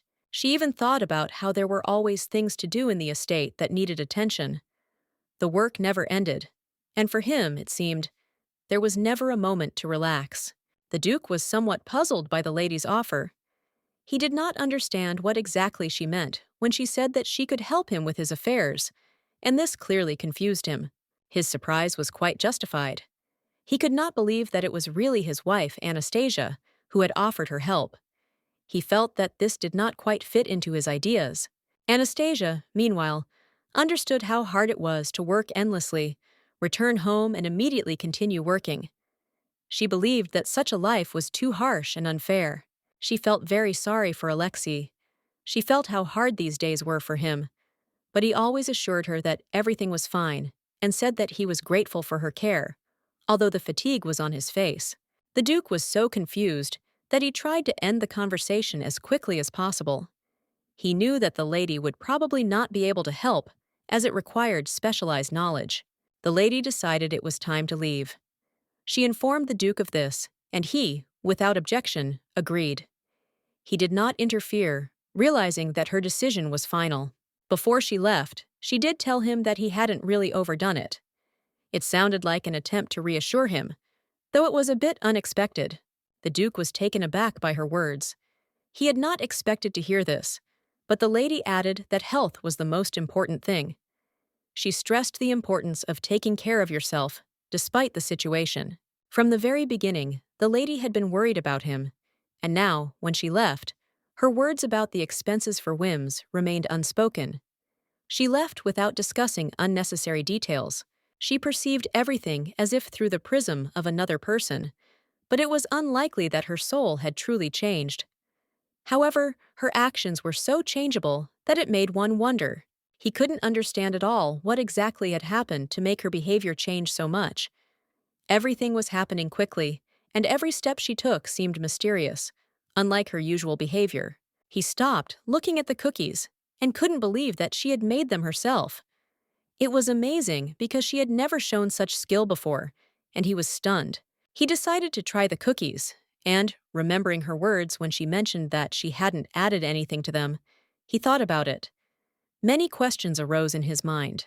It made him smile. He couldn't help but chuckle, feeling a little lighthearted about the moment. The cookies weren't that bad, and his reaction was almost funny. When Elliot tasted the cookie, he immediately noticed that it was incredibly sweet. The taste literally exploded on his tongue, but for some reason he liked it. Lilia thought that her mother, Anastasia, was simply an incredible woman. She was always special to her, and in her eyes there was no one more beautiful and intelligent. Lilia noted that she had never met anyone as wonderful as her mother. For her, Anastasia was the best woman in the world. Elliot thought that if someone had heard all these enthusiastic stories from Lilia, they would probably have thought that Anastasia was her real mother, and not just a woman who took care of her. The boy couldn't help but ask why Lilia loved and admired her mother so much. He sincerely couldn't understand what made her admire Anastasia so much. Lily was surprised by this question, because she had not thought about it. Elliot noticed that she always said only good things about Anastasia, and this seemed strange to him. He couldn't understand why Lilia admired Anastasia so much. There was not a single negative side to her stories, and this made him wonder about her feelings. The thing is that with him, Mother Anastasia is completely different. She was not like everyone else, and it was her attention and care that made him feel different. The girl was shocked by this and did not know what to answer. She simply remained silent, not knowing how to explain her feelings towards Anastasia, whom she considered an amazing person. But then Lilia lowered her eyes and quietly said that for her, her mother was a real superperson. She was the first one who showed her care and attention when no one noticed. Anastasia was the first woman who accepted Lilia as her own, cared for her, and was truly interested in her wishes. She was an example for her of how to be strong and kind at the same time. Lilia remembered how her mother first took her hand when she felt lost. It was so important to her that these moments became a symbol of hope and care for her. Anastasia was also the first to ask Lilia what she really wanted and helped her find something they could do together. She wasn't afraid to be there for her and support her. Lilia believed that a person like Anastasia was like a miracle that came from heaven. She was not just a mother to her, but a real miracle that brought light into her life. Elliot understood her. He sighed and said that now he understood why she admired Anastasia so much. It all became clear when he thought about her words. If he thought about it, Elliot noticed that his mother had really changed a lot lately. She became more open, reached out to him, tried to talk, to give him something. He remembered how yesterday Anastasia herself brought him cocoa, trying to establish contact. But it was so unexpected that he found it hard to believe that a person could change so much. Elliot thought for a moment and then looked at Lilia. She looked strange, as if she was hiding something, and her gaze was such that he couldn't understand what exactly she was feeling at that moment. Elliot realized that he had been deep in thought and had completely forgotten to pay attention to Lilia, despite her presence. He had been absorbed in his thoughts, not noticing her condition. Lily looked upset, as if she felt that her actions or words might be the cause of his mood. It bothered her, but she didn't know how to fix it. He understood her concern and tried to calm her down, saying that it was okay. It didn't matter, he was just thinking a little. But Lilia's feelings didn't go away. Lilia replied that she had simply forgotten about the situation all this time and had said too much, for which she was a little ashamed. She tried to justify herself, but still felt guilty. Elliot realized that maybe he couldn't fix the situation anymore. But since things had turned out this way, he had to act and try to make Lilia happy. There was only one option left: to dispel her sadness and try to make her mood better. He decided that there must be some activity that she would enjoy. With determination, he offered Lilia to play with her, hoping that it would help change her mood and distract her from her heavy thoughts. He himself was ready to have a little fun. Lily was a little surprised by this proposal, but she still agreed. They started playing with the plush toys that were on the shelf. She smiled, relaxing a little. They played with the bears, pretending they were princesses in a bear kingdom where everything was magical. Elliot felt the game was exciting, despite the strangeness. Elliot didn't understand why he disliked playing with dolls so much, but despite this, he tried to be involved in the process so that Lily wouldn't feel lonely. He didn't like these games, but Lilia noticed that it was her first gift, a special toy from her mother. It was a moment she treasured and wanted to share. Lilia explained that her mother had bought her these toys. She was proud of them because they had been given with love. It was something important to her, and she wanted to show them to Elliot. Elliot couldn't resist playing because he knew how much these toys meant to Lilia. She believed that his participation in the game would help make her day a little brighter. Elliot denied everything, assuring Lilia that he was fine. She suggested going to the hospital, worried about his well-being, but he insisted that there was nothing serious. At that moment, Anastasia came up to them. She didn't immediately understand what was happening, but she saw the children playing, and it was so cute that her heart filled with warmth. Watching little children playing with dolls was so touching that Anastasia could hardly contain her emotions. It seemed so pure and tender that her heart almost broke. Lily was very happy when she saw that her mother had already returned. The lady was simply delighted to watch the children playing with dolls. She smiled, seeing how Lily, with a serious expression on her face, adjusted the dress of one of the dolls. And Elliot, although embarrassed, still took part in the game. Lilia confidently confirmed that the game was going well, but she also noticed that Elliot looked a little strange. His gaze was absent-minded, and his movements were a little stiff, as if he felt out of place. Anastasia felt relieved and happy, because now Elliot no longer runs away as soon as he sees her. He doesn't hide behind the servants, doesn't pretend to be busy with something important, but simply stays close, although he looks a little uncertain. With a smile on her face, Anastasia said that it was really great. She nodded approvingly and added that she would be happy to join them if they didn't mind. When the Duke entered the room and saw what his wife and children were doing, he literally froze in shock. Never before had he seen Anastasia in such a setting, and especially so enthusiastically playing with toys. Anastasia, without a shadow of embarrassment, declared that she was the king of demons, after which she proudly sat down next to the children and began to play with soft toys, entering into the role with complete dedication. Lilia, watching this with narrowed eyes, said with complete seriousness that she should be more careful and leave the Demon King to her, since she knew better than anyone how to deal with him. Elliot readily agreed to this, succumbing to the general excitement of the game. But the Duke continued to stand, not understanding what kind of strange situation this was, and how his wife had managed to fit into it. He looked at what was happening and could not believe his eyes. His wife, the majestic and reserved Anastasia, was sitting right on the floor, playing with dolls, and at the same time looked completely natural, as if this was a normal thing. But at that moment, he heard the joyful voice of his son, who, noticing his father, instantly lit up with a smile and immediately rushed towards him to share his delight. Perhaps it all seemed like some strange dream, but Elliot's voice, full of genuine happiness, dispelled all doubts. This is reality and not just some ridiculous fantasy. Anastasia, seeing Alexei, tensed up and even turned slightly pale. She hadn't expected him to be here and had no idea what he would think about all this. The girls were playing so well that the atmosphere in the room resembled something magical, but his appearance spoiled everything. However, she did not show it, only smiled in surprise and noted that she did not expect to see him again. The Duke, watching what was happening, was sure that they were playing with dolls, without even trying to understand the essence of their occupation. The lady calmly confirmed his guess, but there was a hidden interest in her voice. She was curious about what made him come here, so she politely asked about the purpose of his visit.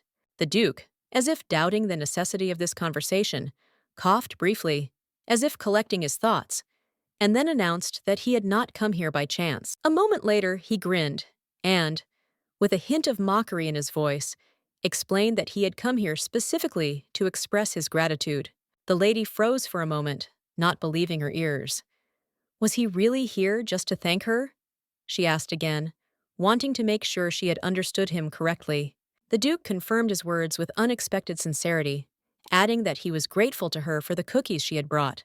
These words caused the lady a slight embarrassment. She was not used to such attention from him, and her cheeks slightly turned pink. She felt uneasy, not understanding why there was such a strange atmosphere in the air. Everything that was happening confused her. Suddenly, the Duke sat down next to them, and she was overcome with shock.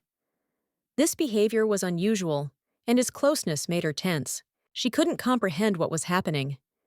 He was too close, and it was confusing her, creating mixed feelings. Leaning close to her ear, the Duke quietly said that he was sincerely grateful to her for sorting out Lily's problems. He emphasized his gratitude once again, as if he wanted her to remember his words exactly. The lady recoiled sharply, as if his words had burned her, and blushed with embarrassment, not knowing how to react. Alexei watched her with slight bewilderment, not understanding what caused her reaction, while she herself tried to hide her fear. Mrs. Anastasia looked at the Duke carefully and remembered that he was seeing Lilia for the first time. She gently reminded the girl that it would be polite to introduce herself and say hello. Then, turning to Alexei, she thanked him for allowing her and Lilia to live in this mansion. It was important to her, and she wanted to express her gratitude. Anastasia's eyes stung slightly. The girl was so sweet, her face literally glowed with excitement. This sight touched her, but at the same time caused a strange pain. The Duke merely nodded briefly in response, his face unreadable. He calmly replied that he understood her feelings, but said nothing more. Then he turned and, without showing any emotion, walked away confidently. His steps echoed in the silence, leaving behind a feeling of coldness and alienation. Anastasia was dumbfounded. Was that really all? Not the slightest sign of warmth, not a spark of emotion, just a cold departure, as if nothing important had happened. She expected at least the slightest smile, but even the sight of Lilia, so sweet and timid, did not cause anything on his face except the usual severity. She had nothing to say. Elliot, noticing this scene, came up to his father. He couldn't understand how he could remain so emotionless while looking at Lily. He quietly said that sometimes it was worth smiling. He added that, with such a stern expression on his face, the father could frighten Lilia. The girl was already having a hard time, and now she would probably feel even more insecure. The Duke stopped. He was completely stunned to hear this from his own son. It had never occurred to him that his expression could frighten anyone. He couldn't help but touch his face in confusion, not understanding what exactly was wrong with it. Was it really as scary as Elliot said? He thought that perhaps he just had stern features, but then both Anastasia and Elliot confirmed his guess, which stunned him even more. The Duke was amazed that even his wife agreed with his son. He sighed and said that he would try to pay more attention to this in the future. Suddenly, Lilia turned to him, her voice quiet but firm, and he turned to look at her again. The girl said timidly that she didn't want him to change for her. She didn't care whether he smiled or not. She was just ready to get used to it. She added that even if she was scared sometimes, she would try to cope. There was no complaint or fear in her voice, only determination. Anastasia, hearing this, could not hold back her laughter. She said that Liliana should not put up with such an attitude and that she did not need to endure fear.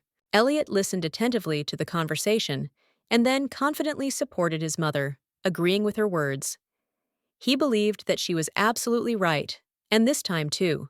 The boy noted that Lilia should not hide her fears if she was truly afraid. However, the Duke did not fully understand why there was such an unusual atmosphere in the room now.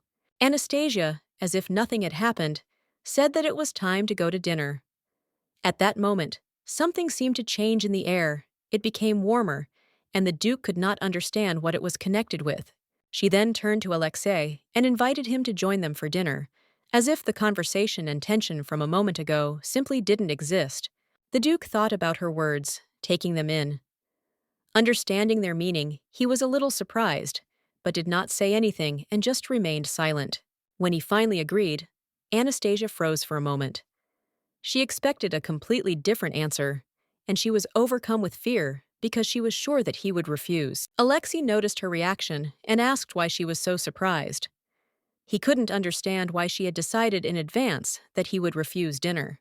Anastasia quickly found an answer and assured him that it was not about that at all. She was just really happy that he agreed. After that, she turned to Elliot, noticing his intense gaze, and with slight surprise asked why he was looking at her like that. The boy did not hide the truth and admitted that she now looked truly happy. Anastasia only nodded affirmatively, agreeing with him. She smiled wider, not even realizing how genuine it was. Her joy was natural, and everyone around her felt it. Her warm, sincere smile made the surrounding atmosphere brighter and more comfortable. Her joy seemed to be transmitted to everyone around her. The Duke could not deny it. He understood and acknowledged it, but still it was incredibly difficult for him to accept such changes. Now he had to admit the obvious. Anastasia had really changed. She was no longer the same as before, and there was no point in denying it anymore. But what was even more surprising was the atmosphere around. It suddenly stopped being tense and oppressive. On the contrary, now there was something warm and even pleasant in it. Elliot turned around and suddenly noticed his father smiling. He froze for a moment, not believing his eyes. Was this even possible? After dinner, the butler bowed respectfully to the lady and reported that everything had already been put in order in the room intended for Lady Lily. The furniture was arranged, the bed was made, the toys were neatly laid out. Now the room belonged to her, and Lilia could not contain her joyful excitement. Everything here was new, clean, and beautiful. Anastasia approved of her delight with a smile and suggested that they go and see it together. Elliot immediately raised his head and said that he also wanted to see what his sister's room was like now. He was curious because it meant that Lily would now be living separately. Anastasia did not object, allowing her son to go with them. The Duke, thoughtfully, added that he was also interested in taking a look. After all, this was the girl's first personal room, and everything should be carefully examined. Her husband's words confused Anastasia a little, but she saw no reason to refuse. Let him go if he wants. She nodded in agreement, and the whole small procession went to Lilia's room. When the girl walked inside, she literally froze in place. The spacious, bright room, the soft pillows, the beautiful toys. Everything was simply amazing. She didn't even know what to say. The Duke, having looked around the room, noticed that it was quite cozy, but it would not hurt to add a few details. He suggested decorating it with flowers or hanging ribbons to make it look even more lively. Anastasia shook her head slightly, thinking that everything was already too lush. In her opinion, more decor would make the room overloaded. Even now it seemed excessive. Lily, still shocked, suddenly looked at her mother with slight excitement. She was clearly thinking about something, but could not bring herself to say it out loud. Finally, plucking up her courage, she admitted that since she now had her own room, it probably meant that she would no longer be able to sleep next to her mother. Anastasia was simply amazed. She was surprised how Lilia, so small and fragile, could be so sincerely worried. This girl seemed to have put her whole soul into her experiences. Seeing her confusion, Anastasia decided to calm her down. She pretended not to understand what was being discussed and suggested that if Lilia wanted to, she should sleep with her. She thought the girl would feel calmer that way. Then she turned to the Duke, hoping for his confirmation. After all, their rooms were separate, so it shouldn't be a problem. She wanted to make sure she was doing the right thing. The Duke looked puzzled for a moment. He didn't immediately understand what his wife was talking about, but once he got the gist of it, he nodded, confirming her words. He didn't see anything special in it. He calmly stated that his wife was telling the truth. This seemed to calm the lady down, and she was clearly pleased. Lily, in turn, seemed almost happy. However, a strange feeling stirred within the Duke. He could not understand why this seemingly insignificant situation irritated him. Suddenly restless, he looked away. He turned so that no one would notice his emotions. He did not want to show his confusion, or perhaps even displeasure. But the boy did notice. Elliot kept his eyes on his father, catching the change in his expression. There was more to his gaze than just surprise. Anastasia thought. Why was her son looking at the Duke like that? Disgust appeared in his eyes, and she could not understand how Alexei deserved such a reaction. Later, when evening came, Lilia couldn't contain her joy. Her new room was simply magnificent. She couldn't believe that this was her space now. She looked at every detail with delight. The fact that she now had such a room seemed incredible to her. As if all this was not happening to her, she didn't understand what she had done to deserve so much good. It was as if fate had suddenly changed course, giving her something truly valuable. But what had she done to deserve it? It seemed to her that all this was a dream, so wonderful that it was even scary. She was afraid to believe that it was reality, because then the fear of losing everything would be stronger. She was afraid to blink, afraid that one movement would destroy her happiness. That as soon as she opened her eyes, everything would be as before. Anastasia lived in constant fear, but she never admitted it even to herself. She thought that if she didn't think about it, the fear would go away. But it was always there, hiding in the shadows, waiting for the moment to make itself known again. She tried to look confident, but deep down, her anxiety never faded. However, the softness of the fabric Anastasia had left behind seemed to hold her presence within itself. This piece of soft material, the barely perceptible scent of perfume, all of this inspired a strange feeling of calm. Lily carefully touched the fabric, feeling as if Anastasia had left it there for a reason. At that moment, Lilia caught herself thinking that this place seemed to be attracting her. It seemed to be telling her, "Stay, this is where you belong." And for the first time in a long time, her heart was filled with warmth, as if she was truly expected here. Now she could allow herself to breathe deeply, without the fear that had paralyzed her for so many years.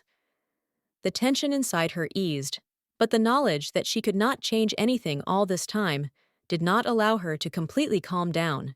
Suddenly, a loud scream broke the silence, making Lilia jump. A woman's voice echoed down the hallway, demanding an explanation as to why this wasn't finished yet. She didn't understand what they were talking about, but there was a sense of urgency in the air. Lily froze, listening. Among the noise, she caught a name. Meg. It seemed as if the cries were addressed specifically to this girl. All the new girls here did not know how hard the work of maids was, and it seemed that no one even imagined the difficulties they had to face. Curious about what was happening, Lilia left the room to figure out the situation. Her heart was still beating fast after the unexpected noise, but curiosity overcame her fear. She had to figure out what was going on here. In the hallway, she saw an angry woman shouting at a young maid. According to her, the maid should have realized how much she was bothering others. Lilia noticed how the girl stood with her head down, not knowing how to respond to the harsh words. The girl repeated her apologies with trembling lips, but the woman, not hiding her irritation, grabbed her by the shoulder.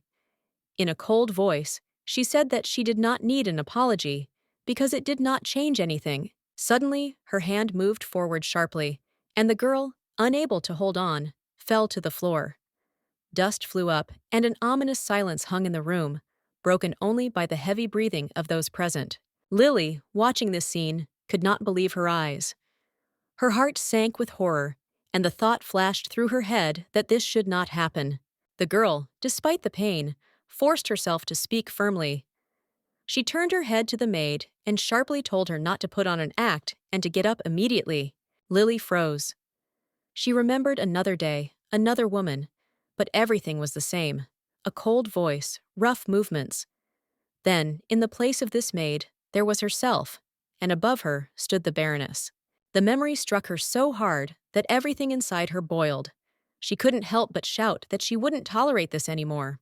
Her voice cut through the tense air, and Meg turned around sharply. Lily continued to scream, demanding that the woman stop tormenting the maid. Meg raised an eyebrow, but Lilia didn't give her time to think. Her voice was shaking, but she was trying to explain that you can't treat people like that. You can't push them around and humiliate them. Lily continued to speak, trying to get her point across. She hoped that her words would awaken at least a little bit of sympathy in Meg. Gradually, her voice died down. She lowered her head, feeling the gaze on her. The headmaid, unlike her, chose to remain silent. Soon she finally spoke, but not to Lilia, but to the lady. Calmly but firmly, she stated that training the new maids was her responsibility. She made it clear that Lilia shouldn't interfere, because it wasn't her business. There was a warning in her voice that was hard to miss. Meg watched the girl with restraint, her irritation seething inside. She couldn't stand Lily. That little rat got into things she shouldn't have. In a cold tone, she added that she hoped the lady understood everything. If Lilia continued to interfere, everything would only get more complicated. The headmaid understood perfectly well that her main task was to break Lilia morally, to deprive her of confidence, to make her feel weak. She hoped that the girl realized her intentions and would not contradict her anymore. Lily looked down for a second, as if considering what was said. Then, gathering her thoughts, she slowly raised her head. But instead of answering, she just silently looked ahead, not showing her true emotions. But even in this situation, even despite the fear and pressure, Lilia understood. Wrong will remain wrong, and nothing can justify cruelty or injustice. The girl firmly believed that if someone sees injustice, they have a responsibility to intervene and try to correct the situation, even if it may lead to trouble. Anyone can correct other people's mistakes, regardless of their position. It was this thought that threw the headmaid off balance, that such a brat dared to say such a thing. Lily was shaking all over, fear was paralyzing her, but she continued to stand her ground. Although her voice was weak and her hands were shaking slightly, there was a firm confidence in her words. In the eyes of the headmaid, this looked like unacceptable impudence. Some little girl decided to act like a noble aristocrat, and this made her really angry. She was angered not only by Lilia's behavior, but also by the fact that she was not as afraid of her as she should have been. In a fit of rage, the headmaid declared that she understood perfectly well what the young mistress wanted to tell her. The girl, in her opinion, was trying to hint that she should continue to interfere in their affairs. This angered the maid even more, because she was not going to let anyone put her in her place. Lily thought about it, because she had no intention of disturbing the maid. She only wanted to explain that she shouldn't be so rude to others. But now the words were spoken, and the girl wondered if she had done the right thing. The maid, hearing her words, was surprised. She did not expect that the mistress really did not mean anything bad. However, despite this, She still thought that her actions had become a hindrance to her. Therefore, the woman emphasized that if this was really the case, then Lilia should apologize. After all, even if there were no intentions, the result was unpleasant for her, and therefore a simple apology would be appropriate. Lily was confused. It seemed strange to her that she had to ask for forgiveness, since she didn't want anything bad. However, the maid's words made her think. Maybe an apology was really the right step, but she still did not understand what exactly she should apologize for. Then the woman said with irritation that it was not shameful for an aristocrat to apologize to an ordinary servant if she really did not want to offend her. Lilia hastened to explain that she did not consider herself superior to others, and did not think that the maid was unworthy of an apology. Her words were sincere, but she felt that her interlocutor still did not fully believe her. So Lilia firmly said that if she had really caused inconvenience, she was ready to apologize. She did not want anyone to feel bad because of her words or actions. At that moment, a boy approached them. He looked at them carefully and then addressed the maid by name, asking what she was doing. His tone was slightly wary, as if he suspected something was wrong. Judging by his expression, he had absolutely no idea what was going on here. It seemed like he had to figure out why Lilia was suddenly going to apologize to the maid. The situation seemed strange to him. The boy repeated his question insistently.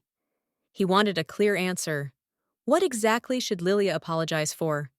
It seemed to him that something was wrong here, and he was not going to just leave it like that. The nanny visibly tensed up when she saw the younger gentleman. She quickly explained that it was all just a small misunderstanding. Nothing serious had happened, and there was no reason to worry. She tried to convince him that there was nothing wrong with it. Education should take its course, but the situation had already been resolved, and there was no need to attach any unnecessary importance to it. But the boy seemed to have a different attitude. He looked at the nanny and said that was exactly why he was asking. After all, Lilia just wanted no one to hit or push anyone. Was there anything wrong with that? He was sure he was doing the right thing, and his voice, like the others, was carried in the common corridor, so she should not stray from the topic of conversation. Meg, Elliot's headmaid and nursemaid, was watching closely, trying not to miss any important details. Because of all this, the maid began to get nervous. She was overcome with excitement. She understood that because of this little Everett had completely lost her vigilance and did not even look around, as she was used to doing in such situations. Elliot approached Lily, looked at her carefully, and asked if everything was okay.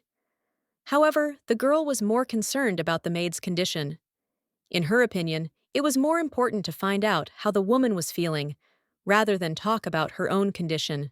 Meanwhile, the maid, noticing the children's uneasiness, pulled herself together and said that she was fine. She didn't want anyone to worry about her, because it was just a momentary weakness that she had already overcome. Meg felt guilty and apologized. She knew she had done wrong, and she wanted to make it up to him a little. Perhaps her words had sounded harsher than they should have, but it was important to make amends now. But Elliot didn't want to listen to her excuses. He firmly stated that he didn't want to hear another word from her. For him, everything was crystal clear, and no apology could change what had happened.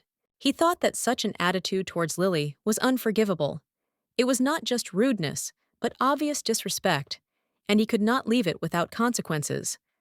Besides, Lily was his fiancée, and therefore deserved special respect. He reminded her that being rude to Lily was the same as being rude to him. This was a non-negotiable rule, and he wanted everyone, including the maid, to understand it.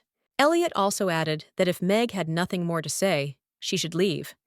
He hoped that such a thing would not happen again, especially here, at the door of the room. For him, the subject was closed. There was a coldness in the young master's voice, and it hurt the nanny. She felt anger boiling up inside her.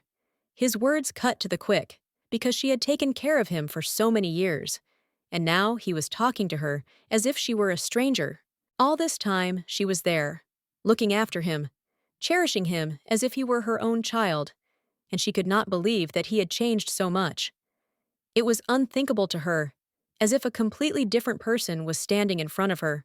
At first, the changes in the Duchess had become a real headache for her, And now the younger gentleman was beginning to behave as if everything that had happened before did not matter. But then it hit her. Why did this make her so angry? She felt like she couldn't just accept it. And deep down, she knew that her irritation was not unfounded. She was right. Ever since this little Everett came along, it was like everyone around her had changed.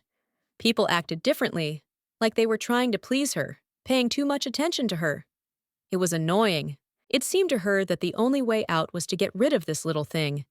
She was in the way. She was unnecessary. Not directly, of course, but you could put pressure on her, make her disappear without a trace. She couldn't attack the girl openly, but there were always other ways to influence the situation. Pressure, cunning, these were her main weapons. She burst into the maids' quarters, taking them by surprise. They looked at each other, not expecting to see the head maid in front of them, and were clearly nervous. One of them dared to ask why she had come to their lounge. There was nothing forbidden about it, but such a visit always promised trouble. She complained with a tired expression that she had been overloaded with work. Lady Lily had only recently arrived, but the life of a servant had only become more difficult since then. Hearing her words, the maids perked up. They themselves were unhappy with the new order, but they couldn't do anything about it. And here was such an opportunity. Meanwhile, the lady noticed that Lady Lily seemed completely unfazed by their discontent. It was as if she did not notice the changes around her. It was unfair, but what can you do? Anastasia, on the contrary, noticed the wonderful weather outside. The day turned out to be truly pleasant. She turned to Lilia, her voice calm. Why not take a walk in the garden? Nature, fresh air, a good place to escape from worries. Lily didn't even know they had a garden. It seemed like a surprising discovery. But a walk in such a place really sounded tempting. The walk with her mother was not only pleasant for Lilia, but also exciting, because it meant spending time in the fresh air, surrounded by a beautiful garden. She happily agreed without hesitation. Elliot noticed that his mother and Lily were going out somewhere, and this made him wonder. He didn't know where exactly they were going, but he was curious and decided to find out. Without thinking twice, he called out loudly to Lilia, asking where they were going. He wanted to know why they were leaving and whether he should join them too. Lily turned to him, and without hiding her smile, said that she and her mother were going to take a walk in the garden. She was clearly in a good mood and was looking forward to the walk. The girl added that if he wanted, he could go with them. Her voice sounded so friendly and cheerful that it would have been simply impossible to refuse the invitation. Anastasia couldn't hide her delight. She didn't understand how the children had become so close so quickly. Everything turned out to be as she thought. Children easily find a common language. You just have to give them a little time. Lily happily waved at Elliot, urging him to hurry up.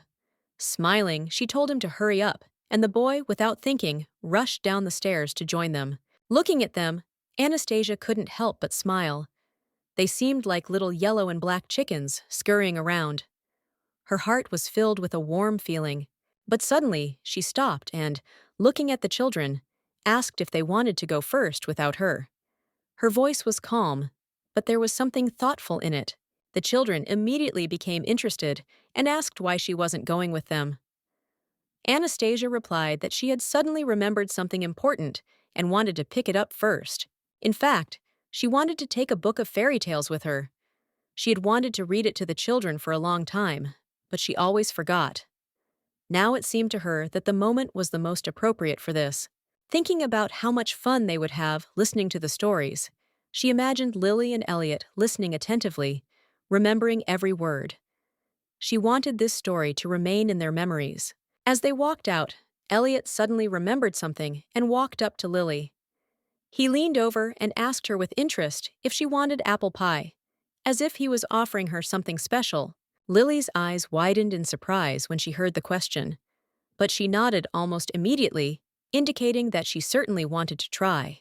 The pies from their kitchen were always delicious, but the boy decided to surprise her even more. He wanted Lilia to feel the incredible taste of apple pie. The girl thought, from behind, the boy looked just like her mother. And if he starts running as fast as she used to, he might slip and fall. The thought that something might happen to him made her nervous. She felt that she had to take care of her fiancé and worry about him. When he walked away, she turned her gaze to the garden, her attention now entirely devoted to this place. There was a beautiful garden all around, which looked especially picturesque. She had never seen anything like it before. It was truly magical. Everyone around her was so caring about her. Everyone was trying to do something nice for her. It seemed to her that every person here only wanted the best for her. This was enough for her to feel happy. The simple care from those around her filled her heart with joy. But suddenly she heard a voice. Turning around, she tried to see who was speaking and understand what was happening. They were the maids, talking quietly among themselves. They were discussing the mess in the kitchen, complaining that cookie dough was scattered everywhere. Lily immediately realized that the conversation was about her and her mother. But why? After all, they tried to work carefully, and the dough was definitely not scattered. One of the maids sighed as she said she had to clean everything. She added that even her muscles began to ache from such hard work. As if it wasn't difficult enough, and now there's even more to do. And all because of the lady, or… Lily froze when she heard her name. She couldn't believe that she was being discussed in such a tone. Lily wondered if she was causing difficulties for the maids. Perhaps their work had really become more difficult with her arrival, and she just hadn't noticed. This thought frightened her, but the servants' conversation did not stop. They continued to complain that after the lady's arrival, there was more work, and now they had to serve another person. Serving the new family member was not an easy task. They had already had to work hard, but now the responsibilities had increased, and this caused discontent. They also discussed how the lady herself had changed with the arrival of the young lady. She became stricter with the servants and paid more attention to Lady Lily. If before the Duchess hardly noticed them, now she took care of Lily, but became more demanding of the servants, which also did not go unnoticed among the servants. They sympathized with the younger master and complained about the injustice. Their words alarmed Lilia, causing her to feel anxious. The servants discussed how the mistress's attention was now focused on Lily, and this could have a bad effect on the younger master. They said that the Duchess had always been cold to him, but suddenly changed and became kinder to Lilia. All this, in their opinion, happened because of her. These words made Lilia think. She didn't realize how much everything had changed with her appearance, and now she felt guilty. Perhaps she really did make things more difficult for those around her. But then one of the maids stood up for her, claiming that everyone was wrong. The girl pointed out that she had personally checked the kitchen after Mrs. and Lady Lilia's visit. There was no disorder there, and the work had not increased. Neither the cookie dough nor any other traces of cooking were a problem. Their talk of it was exaggerated. Lilia recognized in her the same girl she had once stood up for. She felt grateful for her support. The girl continued to insist that none of them could know exactly what had happened between the lady and the younger gentleman. However, everyone found the culprit too easily, hastily deciding that it was because of the young lady. No matter how much Lily thought about their words, it all seemed to her like just stupid guesses that had no solid basis. The maids, who had been working in the house for a long time, were quite surprised when they heard the new girl's voice. They were not used to one of the younger ones daring to speak, as if she could be their equal. Lily noticed their reaction, but did not understand what caused such a storm of emotions. They looked at each other and then burst into laughter, as if they had heard something incredibly funny. One of them, curling her lips, said contemptuously that the new girl was simply a pitiful sight. She was not only inexperienced, but also stupid, ignorant, and completely unaware of how things worked here. Another added that if she can't work fast, she should at least be smart. But she constantly behaves in such a way that her elders simply can't stand her, and this is not surprising at all. Lily looked at the maid in question and noticed tension in her gaze. She clearly had not expected such a turn of events. The girl, however, quickly pulled herself together and replied that she had quite enough free time. Hearing this, the maids immediately came up with a task for her. Since she had so many free minutes, let her immediately go to the warehouse and clean there, and without anyone's help. Lily saw the girl turn pale. Apparently, she understood that she would not be able to cope with such a task. General cleaning of the warehouse is carried out only twice a year, and on this day, all the servants work there at once. But the maids just shrugged their shoulders and indifferently said that it was only her fault. She interfered too loudly in other people's conversations, got involved where she wasn't wanted, and didn't understand at all when it was better to remain silent. The newcomer still hesitated, but quickly realized that she had no choice. Since she had just arrived here, she had no choice but to obediently follow the orders of her elders. Lily did not sit back and watch what was happening, and firmly stated that she was fed up with all of this.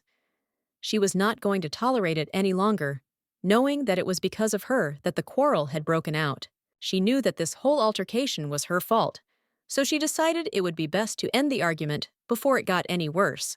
Lily confidently said that if someone didn't like her, then let them be angry with her, but there was no point in torturing others.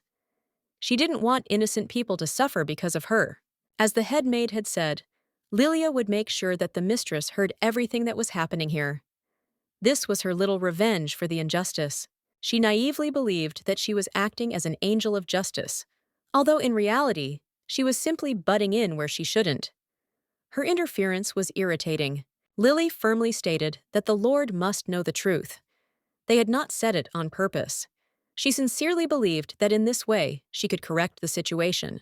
But suddenly, Ms. Anastasia herself intervened, clarifying that if what was said was not intentional, then it was a mistake. Her tone did not bode well. Those who were talking froze in fear.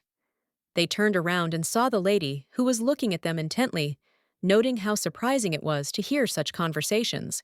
As always, once she was out of sight, the discussions became much more interesting. But now they were caught off guard, and everyone felt extremely awkward. Their fear was so great that they seemed to be petrified, not knowing what to say or do. No one expected the lady to be there at such a moment. Anastasia noted with a slight smile that she seemed to have interrupted their enjoyment of the conversation again. Then she emphasized that no one was stopping them from continuing the conversation. The maids were very frightened and could not understand why their mistress decided to come at this moment. They knew that they had done something wrong, but they did not expect that it would attract her attention now. Their hearts froze in fear when they saw her enter, looking at them with a stern look. They didn't understand what exactly she said. It seemed that fear had muffled their hearing, or they simply didn't dare to perceive her words correctly. They looked at each other in confusion, as if hoping that one of them would figure out what exactly the mistress wanted. Anastasia, noticing their confusion, only calmly noted that they should continue their work. Braiding her long hair, she added that she did not intend to waste her time on their bewilderment. Work! That was what they should be doing. The maids were trembling with fear and did not know how to respond correctly. They did not dare to look up, afraid to see cold condemnation in her eyes. Any careless word could only worsen their situation. After a few minutes of silence, Anastasia asked why they were silent. Her voice was even, but there was a hidden severity in it. She was waiting for an answer, and her patience was gradually running out. The maids finally dared to speak, faltering and making excuses. They tried to explain that they had recently spoken with Lilia and agreed that there was more work. However, their voices trembled, revealing uncertainty in their words. Anastasia listened to them attentively, but none of their excuses seemed convincing to her. She noted that since they were aware of the increased workload, they had nothing to complain about. Their fear only confirmed that what they had said earlier was a lie. Then she noticed that they were even discussing Elliot's thoughts. She wondered why they were suddenly drawing conclusions about what he was saying or thinking. Such conversations were not part of their job description. One maid in particular stood out. That same blonde. Just recently, she had told the new girl that it was her own fault since she couldn't understand the situation. Now Anastasia saw that this maid herself was completely unable to assess what was happening. Her intervention seemed inappropriate. It became obvious to the lady that this girl was constantly butting in where it wasn't her business. She concluded that next time, she should take a closer look at her behavior. The maid immediately began to apologize, almost losing her composure from fear. Anastasia thought, after all, this girl has been working in the estate for a long time. Perhaps it is worth reconsidering her place among the servants if she does not know how to behave properly. Anastasia really thought about firing the maid, but she knew that if she fired her, Lilia's reaction to it could become even more negative. So she decided to pull herself together and show restraint so as not to make the situation worse. Mrs. Anastasia said that the maids should apologize, to which they, looking at each other in surprise, asked in chorus what she was talking about and what was required of them. Anastasia repeated that they should apologize not only to Lilia, but also to the new maid, whom they had recently bullied, without thinking about the consequences. She added that these apologies must be sincere, so that she could see how much they realize their guilt and how seriously they take it. The maids, stunned by the mistress's words, immediately felt a strong fear. They did not expect that the situation could escalate so much. They hastened to apologize to the lady, and of course she accepted their apology. After that, they also asked for forgiveness from Jane, realizing that it was they who were to blame. Anastasia smiled. Her face softened slightly, and she said that it was the right decision. But her gaze was such that the maids could not understand what she was really thinking. At the end, the lady reminded them that this was the second time something like this had happened, and that they had to remember this lesson. Otherwise, the consequences would be much more serious next time. This is the second time that Anastasia has noticed how rudely Lilia is being treated. She cannot understand why this happens so often, and why it does not stop. The maids were amazed when they learned that Anastasia kept such account. It was news to them, because rarely did anyone in the family care about such trifles. She stated that if there was a third time, they would all face the consequences. Her words were firm, and she had no doubt that it was the right thing to do. This time, it ended with just a reprimand, but everyone knew that this was the last time the situation would go without serious consequences. This time, they understood for sure that this was unacceptable. After the incident, the lady asked everyone to leave. She added that Jane would no longer be cleaning the warehouse, noting this with cold determination. When everyone had left, Anastasia remained in silence. She was silent, thinking about what had happened, and her gaze was focused on the thoughts that were haunting her. If you think about it, the whole situation was too suspicious. Anastasia couldn't shake the feeling that there was more to it than just a random incident. They couldn't bully Lilia openly, so they started using more hidden methods of pressure. It was all too subtle to notice, but Anastasia felt it. However, she became curious. Was it really their own initiative, or was there someone else behind it whose interests were hidden from her eyes? The questions were becoming more and more complicated. She couldn't help but wonder if there was something much more complex and dangerous behind this than she had assumed.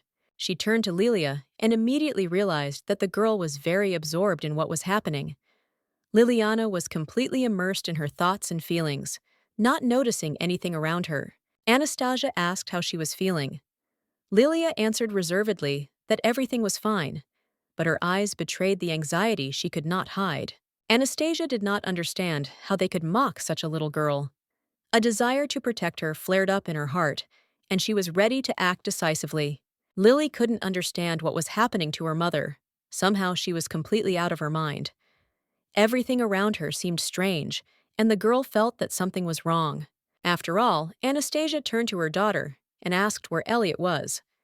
Lilia, without thinking, answered that he had gone to get an apple pie for her to please his mother. Anastasia realized that Elliot had left her alone, but if it hadn't been for her own decision, none of this might have happened. She felt that she might have been wrong, but deep down she knew that he couldn't be blamed. Everything that happened was the maid's fault, their carelessness and oversight. They hadn't taken important things into account, and that had played a role. Elliot returned soon after, thinking that Lilia was bored. He, of course, could not know what was really going on, and was sure that everything would be fine after his return. He was surprised to see Lilia with such eyes. Approaching the girl, he asked what was wrong, noticing how red her eyes were. He didn't like that something was wrong. Lily smiled and assured that she was fine, although her face was flushed. She tried to hide her worries, but the internal tension was still visible. Anastasia watched the girl with warmth, her heart filled with pride. Little Lily was so resilient, despite everything that was happening around her. It was noticeable. Elliot brought milk and grapes, trying to maintain an atmosphere of calm. He wanted everyone to feel better, hoping that small gestures would help calm the situation. Anastasia noted that Elliot had done well, bringing snacks. She always believed that a true gentleman would never leave a lady alone, especially at such moments. However, she understood that he should have ordered food to be served, or at least offered it along with Lilia. The girl had only just arrived, and he should have taken that into account. The boy said that he understood her perfectly, and it was sincere. He wanted to show that he supported her in what she was going through. These were not just words, but real sympathy. Elliot was truly kind and funny, as befits the son of such a mother. His sincerity and simplicity were always on the surface, and Anastasia could not help but be proud of him. She told Elliot to be attentive, because his mother would always teach him only good things. She wanted him to be smart and correct in his actions, because that was important. She was in complete shock and could not understand how the Duke appeared. This event was so unexpected and strange that Anastasia could not believe her eyes. Alexei, however, did not understand at all what surprised her so much. He simply could not comprehend what was happening, considering that it was something ordinary and there was nothing surprising about it. She was struck by his beauty. She could hardly contain her emotions. It was not just attractiveness, but something supernatural that made her heart beat faster. He was so handsome that Anastasia couldn't understand how his wife could cope with it. The lady only greeted him, but her gaze couldn't tear itself away from his face. It was too perfect. The Duke, however, did not quite understand why Anastasia was so shocked. He said that her words were correct, and he should be more careful in his actions, especially in relation to. The Duke noticed that he used the moralizing as an excuse to get closer to Anastasia. She continued to surprise him with her answers and behavior, which aroused his interest. What Anastasia said to the maids was the perfect answer to the Duchess, who said they would not have a third chance. Everything was decided, and Anastasia knew it. He was shocked when Anastasia suggested that they all read a fairy tale. It seemed so unexpected and exciting that he found it hard to believe in its ease and sincerity. Every time he saw a new image of her, his gaze could not tear itself away from her. She was like something completely new and exciting, and his interest in her only increased. He couldn't hide his smile when he saw her. No matter what was going on around him, her presence always brought peace and warmth to his heart. He knew that his wife was a truly amazing person. Behind her outward reserve, there was a deep kindness, and he often admired her inner world. When she began to read to children, her voice became special. It was not just reading. She transported them into the world of a fairy tale, and they listened with bated breath. Elliot and Lilia always listened attentively to her stories. The children were enchanted by her style of reading, and Anastasia seemed to be able to give each of them a special world. Today, she read a story about chickens, and the children, despite its sad ending, believed that they could be saved. With every word, their hope grew stronger. At one point, Elliot turned to his father and suggested that he read something. His suggestion sounded unexpected and a little funny, as if he was playing a game. Alexei asked again in surprise. He couldn't believe that his son had decided to turn to him. Elliot confirmed, and they both realized that something interesting was about to happen. Alexei didn't know what to do. His eyes became helpless for a moment, like a little puppy's. But then he decided that he had to try at least a little. After a pause, he finally agreed and began to read. Despite his doubts, he understood that this was a chance to get a little closer to the children, even if reading was not his strong point. But it was immediately clear that Alexei couldn't read like she could. He tried to be serious, but his expression only increased the tension in the room. The children sensed it immediately, and although they were used to her soft and lively reading, what happened now was foreign to them. They felt not entirely comfortable. Anastasia, watching this, could hardly contain her laughter. He tried, but this was clearly not his element, and she could not help but notice how artificially he did all this. He read with such intensity that it became monotonous and difficult. His tiredness was heard in every word, and the children immediately felt it. Elliot, noticing how hard their father was reading, quietly said that he had had enough. He did not want to listen anymore. He did not like this new style. He added regretfully that it would have been better if his mother had taken up the story again, because his father's reading had turned out to be a real mistake for the evening. Anastasia smiled, saying that she would definitely read them a fairy tale. There was warmth in her voice, and her eyes reflected a slight joy at this idea. She always believed that the Duke was good at everything he did. His ability to cope with any task inspired her. She trusted him completely. However, despite all her confidence, she felt a little awkward. She apologized, saying that perhaps this was not the moment for laughter. But she still couldn't help it. The Duke didn't answer. He seemed irritated, and Anastasia immediately realized that she might have gone too far with the joke. The silence stretched out, as if the air was growing thicker. The Duke sighed and covered his face with his hand. He was clearly unhappy, and this made Anastasia feel even more awkward. She didn't know how to put everything back in its place. She knew his irritation was genuine, and immediately decided to try to do something to fix the situation, but she didn't know how to approach him. Anastasia asked the Duke for a favor, but he replied that nothing of the sort had happened. His voice was even, but there was still a hint of discontent in his eyes. After that, he simply looked at her, and Anastasia felt a slight smile on her face again. She tried to bring lightness back into the atmosphere, but the internal tension remained. He said he had to get back to business. The documents had been waiting a long time. There was no anger in his tone, but there was no warmth either, just dry business politeness.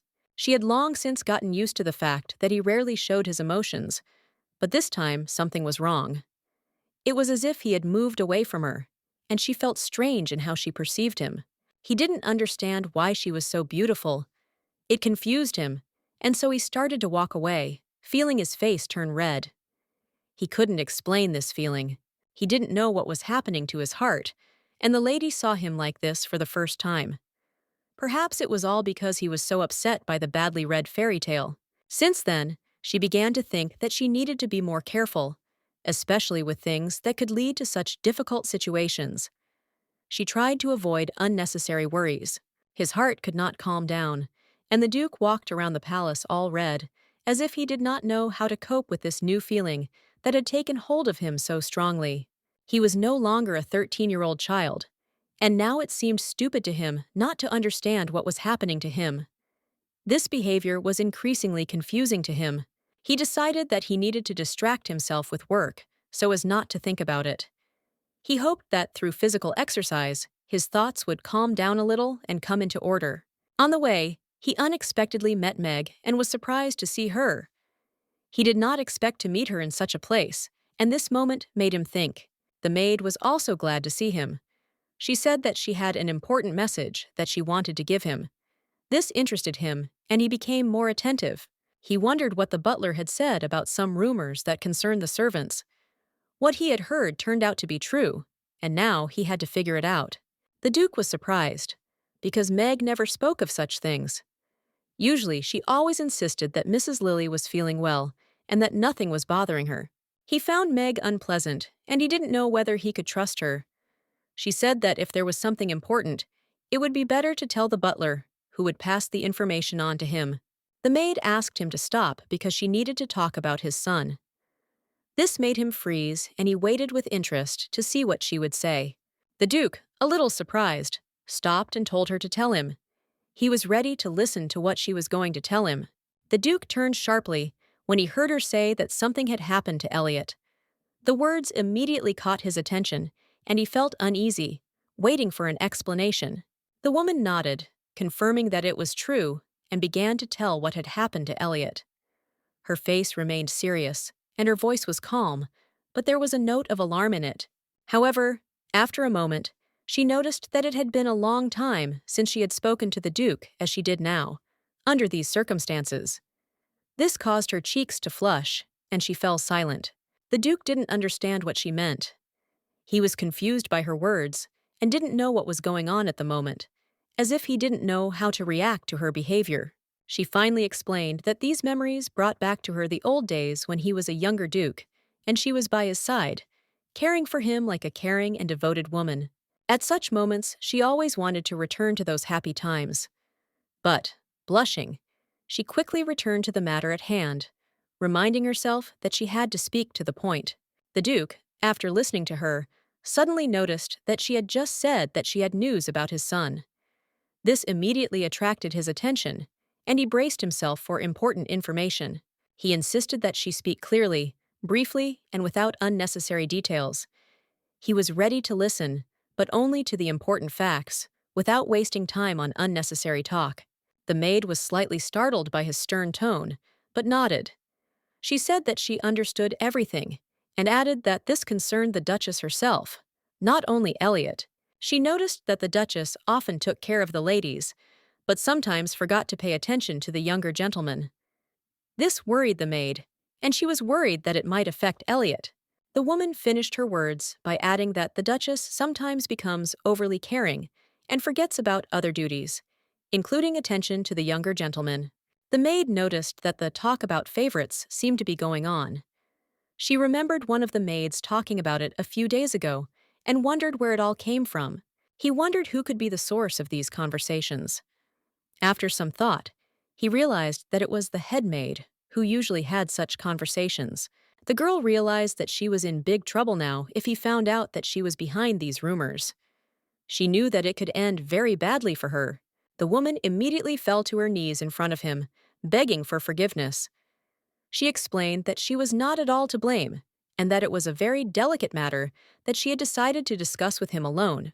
She said she shared this because she genuinely cares about him and wants to help him understand the situation, even if it seems like meddling in other people's affairs. But, according to her, she did not spread rumors, but on the contrary, she believed that it was necessary to pay attention to the opinions of other maids. After all, it is important to understand what they think about what is happening.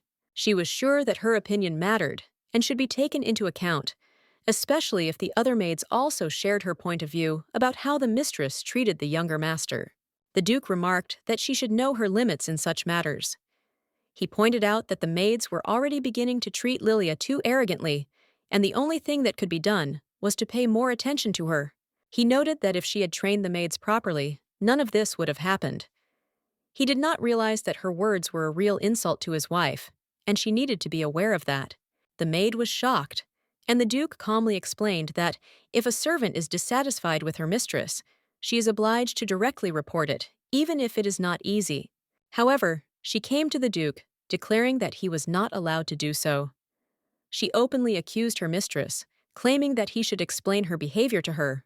He remarked that she would now have to take proper care of everything, and that she had better understand that he did not intend to continue talking to her on such a subject any longer. So he forbade her to come to him directly. If she had something to say, she was to convey it through the butler and not to interfere with such statements. This made her extremely angry. She considered such measures to be absolutely unacceptable, and she was not going to put up with it so easily. She had known the Duke since childhood, and he, in her opinion, had no right to treat her like that. He could not do that with her respect, since they had been friends for a long time. The changes in this woman's behavior were becoming more and more obvious and problematic for her. She could not understand how everything had changed so quickly and what to do about this situation now. Previously, as the head maid, she could influence many things, but now everything changed, because the mistress was no longer interested in the household, and her role was no longer so important. She realized with surprise that she was simply lucky to become the mistress of Valois, but she herself was of low birth, from the family of a marquise. At first, she threw off all the duties of a mistress, but now she pretended to be a duchess. This made the head maid very angry. She thought that all this was unfair and that it was impossible for the situation to develop like this. Her anger melted inside her. She knew she could never become the Duke's wife, and for that reason, she decided to work on his estate, occasionally running into him, hoping that something would change. Anastasia felt how she gradually became a real mistress, managing all the maids, which brought her special pleasure. At that moment, she felt power. It was the only thing she could control at the moment, and to take even that little joy away from her would be cruel. After all, the Duchess was not a good person. It was hard to resist her now, but Anastasia wasn't going to just give in. She wasn't ready to go with the flow and let things go their way. Anastasia wanted to analyze everything and figure it out, but since everything had gone this way, there was no point in wasting time. It was necessary to act, because there was no choice left. She approached the maid and asked her to convey an important message to everyone else that needed to be carried out as quickly as possible. Everything was set for an important moment. All the maids were to immediately gather in the break room. Anastasia was waiting for them there, where she could begin to solve problems related to her future plans. Everett had become a source of irritation for her. Anastasia knew she needed to find a way to deal with this annoying girl and put an end to all this. That day, despite all the fuss and stress, Anastasia suddenly felt that the day had been successful. This feeling was new and slightly calming. She watched how happy they looked with the children, and also how the Duke revealed a different side, showing qualities she had not noticed before. The smile froze on her face. There was something tender about it, something she hadn't seen before, but now she realized the Duke wasn't as unapproachable as he seemed. But it was better to forget about these thoughts for a while. Anastasia was tired. She needed to sleep. She decided that it was better to rest, so that tomorrow she would be able to solve everything. As soon as she settled into bed under a warm blanket, Anastasia felt a huge sense of relief. But suddenly, someone knocked on the door, disturbing her peace. Anastasia couldn't understand what could have happened at such a late hour. Who could have come to their house, and what led to this? Her brain was working at full capacity, but the answer never came. She heard someone knocking on the door, and the maid who stood at the threshold immediately explained that she apologized for the late visit. She was worried that her mistress would not approve of her arrival. When Anastasia looked at the maid, she immediately realized that this was the same girl she had seen in the garden. There was no doubt. It was definitely her. The maid immediately confirmed her words, and Anastasia noticed that she had come for the very reason that she herself was going to talk to her about. Everything coincided, and it was strange. Jane was a little taken aback by her mistress's call. She felt that her gratitude for her openness and help to the other maids had been in the air for a long time, but she had not expected this turn of events. The maid was glad that her work was appreciated, but she emphasized that it was simply her duty. She was still grateful for the words of appreciation, which always sound pleasant. Anastasia couldn't help but ask, what brought her here at such a late hour? Her intuition told her that it was no accident, and she wanted to know more. The maid hesitated, but admitted that the situation was difficult. However, Anastasia, smiling softly, said that everything would be fine and she could tell everything as it was. Anastasia understood that if the maid had come at such a late hour, it meant that it was really important. She was ready to listen, without rushing and without being distracted by extraneous thoughts. The next morning, Elliot was surprised. It was the first time his mistress had called him so early, and it made him feel uneasy. He didn't know what was waiting for him, but he already felt the tension inside. The butler reported that Elliot had already arrived, and immediately added that the lady had asked him to leave them alone. This added even more mystery to the whole situation. Anastasia apologized for calling him so early and explained that she couldn't wait any longer. Elliot sensed that something important was brewing, and his eyes reflected a slight worry. Anastasia smiled quietly, and the butler could not help but notice how she had changed. He was very surprised. The lady never showed her feelings, especially at such moments. He said there was nothing wrong with her calling him so early, but there was still some uncertainty in her voice. He thought maybe she had another motive. But before she continued, she asked him not to stand, but to sit down immediately. Her voice was calm, but there was a gentle insistence in it, as if she knew what would make him most comfortable. He, a little puzzled, did not understand her request because he was quite comfortable standing. However, she specified that she was uncomfortable, and therefore he had to sit down. This was strange. He couldn't help but notice that her demeanor was more affectionate than usual. There was something unusual in the way she spoke to him, as if she had something important to tell him. She even said she would get straight to the point. The reason she called him was to start looking after the head maid. It sounded unexpected. The butler was somewhat surprised and, without hiding his doubts, asked if he was really assigned to watch the head maid. He felt a strange tension in the air, but could not understand the reason. The lady confirmed his words, and then the Duke's words came to his mind. He had to secretly find out information about the head maid, the Baroness, and her husband, the Baron. It was all connected. This coincided with Gert's order. Perhaps the lady had the same suspicions as the Duke, and now she decided to use him to test her guesses. Or maybe she was just trying to set up a maid she didn't like. There were too many intrigues in this house, and not all of them seemed clear to him. He felt that something was wrong. Given the lady's behavior so far, he was probably leaning toward the second option, but he couldn't be sure. In such situations, one always had to be careful and not rush to conclusions. But when the lady noticed that he was lost in thought, she asked him what he was thinking about so intensely. His thoughts became obvious, and she clearly expected a frank answer from him. He wanted to ask her what she really thought too, but instead she just said it didn't matter and showed her indifference. He couldn't understand her. He couldn't stop tormenting himself with the question of what was behind her words. What she really meant when she gave him such an order, so calmly and decisively, as if none of this mattered. He couldn't understand it, no matter how hard he tried. And even if it irritated her, he still decided to ask permission to do what his intuition told him. But it was risky. He was in a hopeless situation. He had no choice but to just sit and hope that he would not get into trouble. His thoughts were confused, but he could not understand how this would all end. The lady was somewhat surprised by his request, and the butler tried to explain that he did not want to offend her or do anything wrong. All he wanted was to avoid misunderstandings.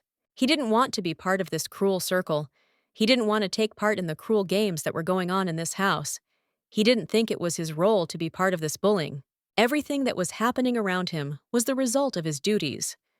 He had to keep order in this mansion, although he understood that he often found himself in difficult situations that prevented him from doing his job. He noted to himself that he could not initiate such actions because it was contrary to his principles. It was difficult for him to hide his fear when he said this, but he still expressed his position. Maybe he should be prepared for the possibility that she might do something, like throw a cup. He knew the reaction could be unpredictable, but at some point he began to doubt whether he should have said it at all. He had created a difficult situation for himself, as if he had dug his own grave. The lady, having listened to him, only smiled, but her look showed that she was somewhat surprised by such a statement on his part. She turned to him with a question, clearly wanting to understand his words, and asked if this should be taken as a rejection on his part. Her question was direct, but there was a certain softness in it. He was genuinely surprised by her calm reaction and asked her again, not understanding how she could react so calmly. He did not expect her to accept his words with such composure. He noticed that he was not able to refuse directly and admitted that he was nervous. The lady, however, remained calm, noting that she understood everything, and all the reasons he explained were clear to her. Besides, he was the only one who decided to openly warn his mistress, despite all the possible consequences. His words were devoid of any intention to harm, but he was still worried. She did not allow herself to get involved in conflict situations, especially in this place, and therefore she thought very carefully about every word she said, so as not to create unnecessary tension that could lead to unpleasant consequences. That was why she rejected even the thought that he might try to test her patience with such harsh words. Her look and behavior showed that she took it all calmly. She calmly asked if he was sure of his words, but her reaction showed neither indignation nor anger.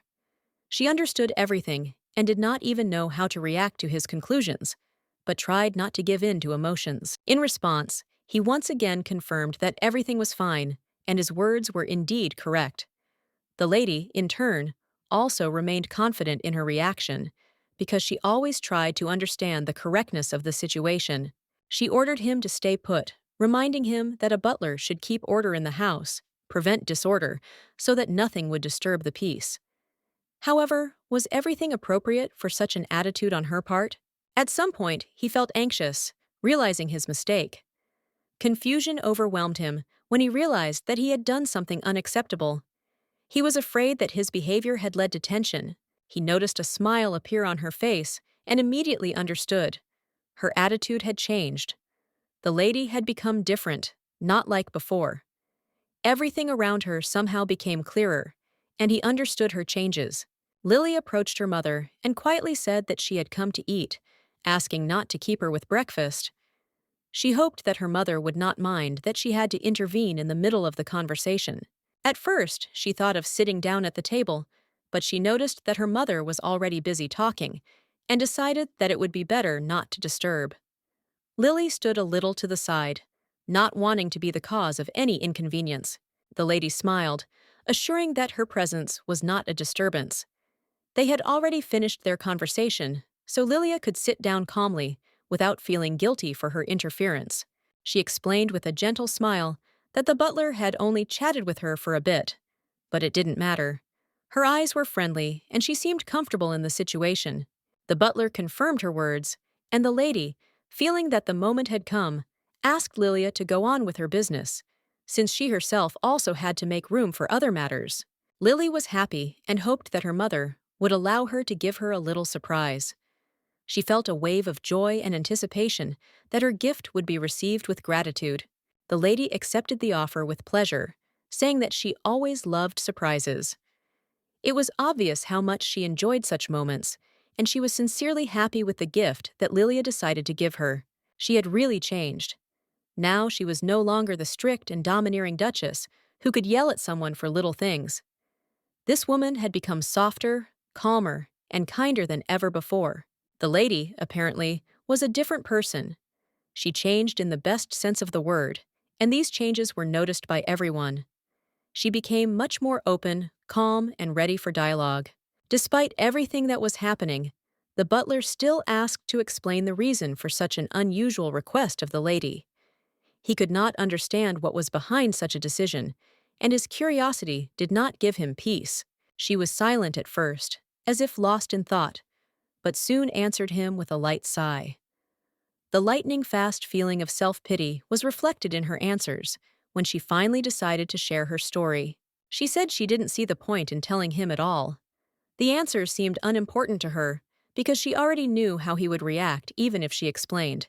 The butler was confused, and she noticed that even if she told him all her reasons, he still would not believe her. His attitude towards her was too suspicious. He was still scared. She calmly added that she did not blame him for not trusting her, and certainly did not intend to punish him.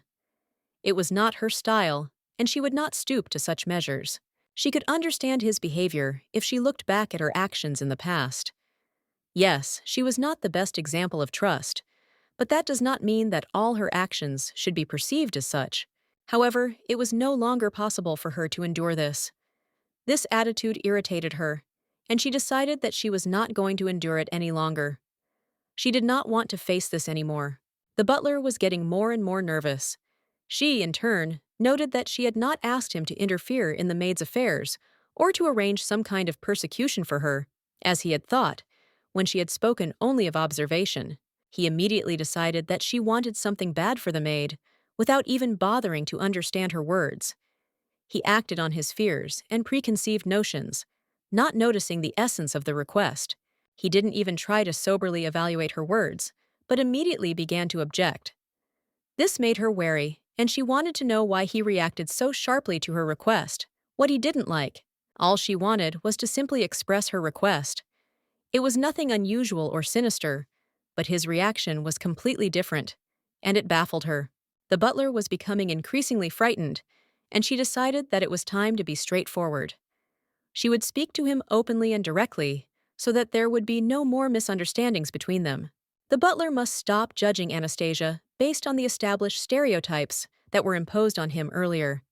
His views must change, otherwise he will not be able to properly perform his duties.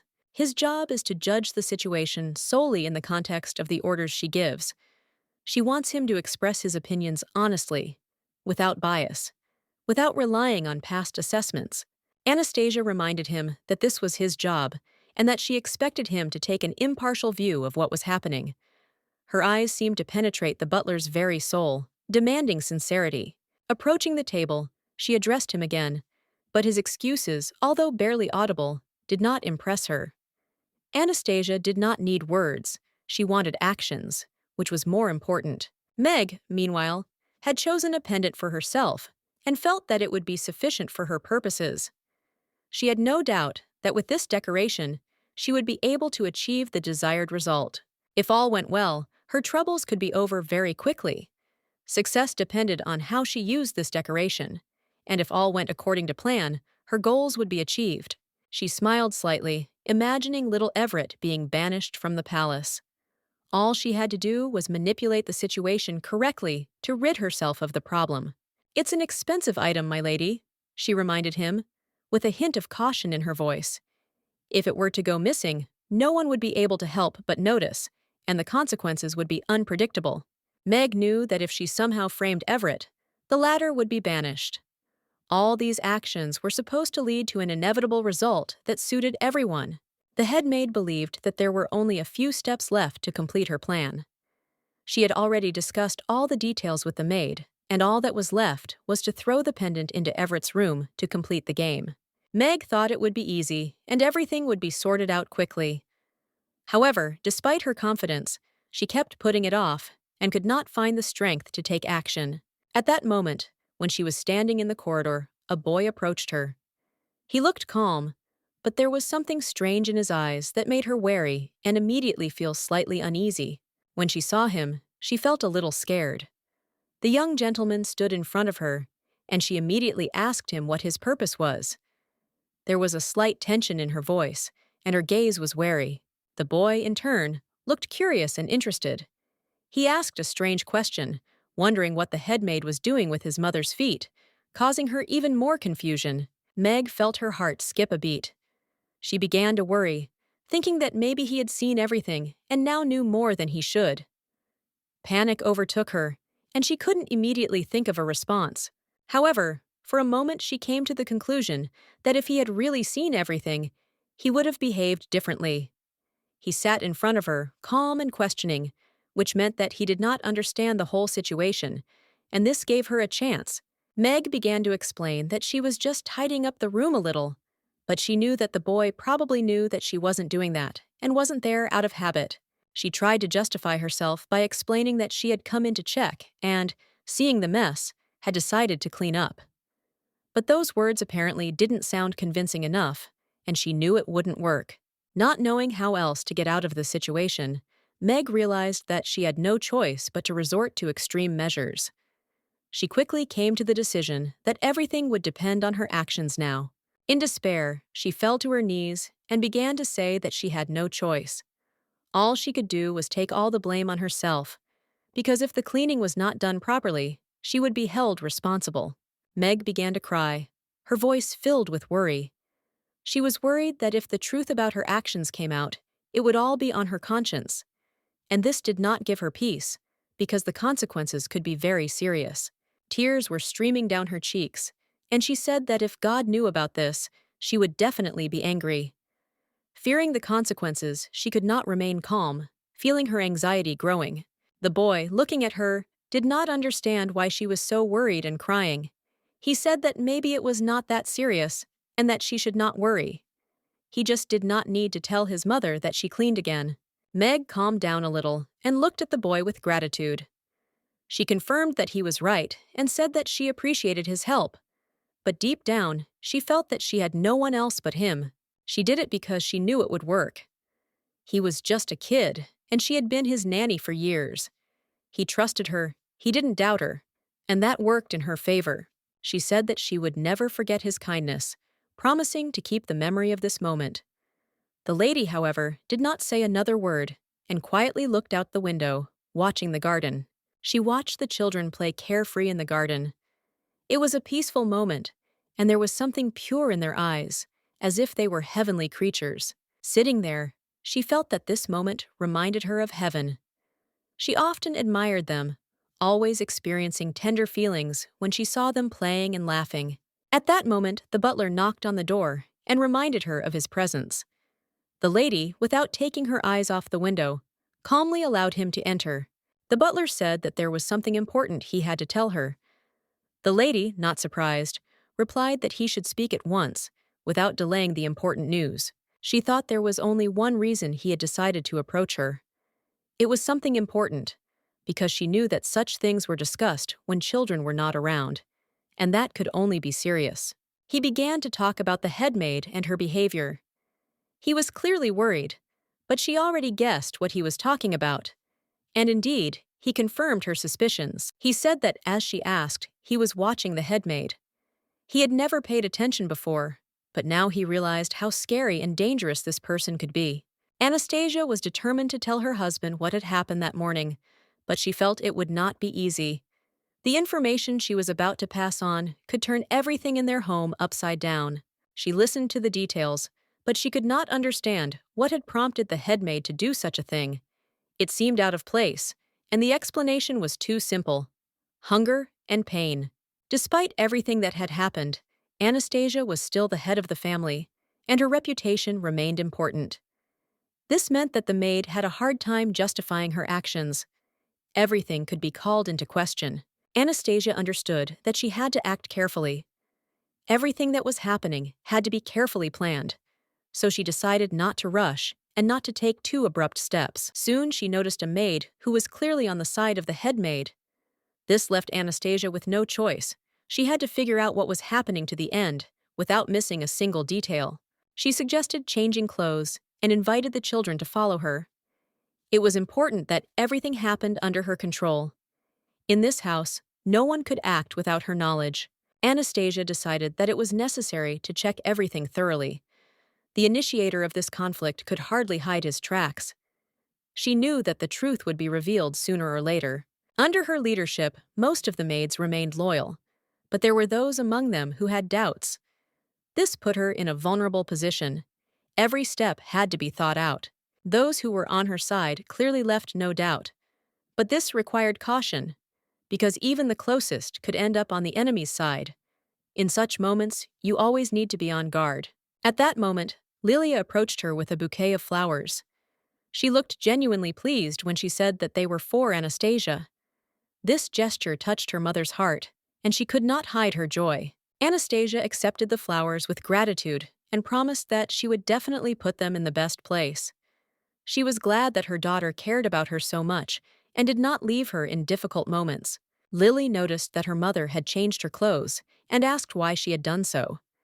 Anastasia did not want to explain that her mood was no better, but at that moment, she decided that changing her clothes would make her mood lighter. In fact, Anastasia had another intention.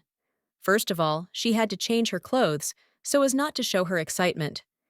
It was all connected with the fact that she managed to find out from the maids about the incident with the head maid.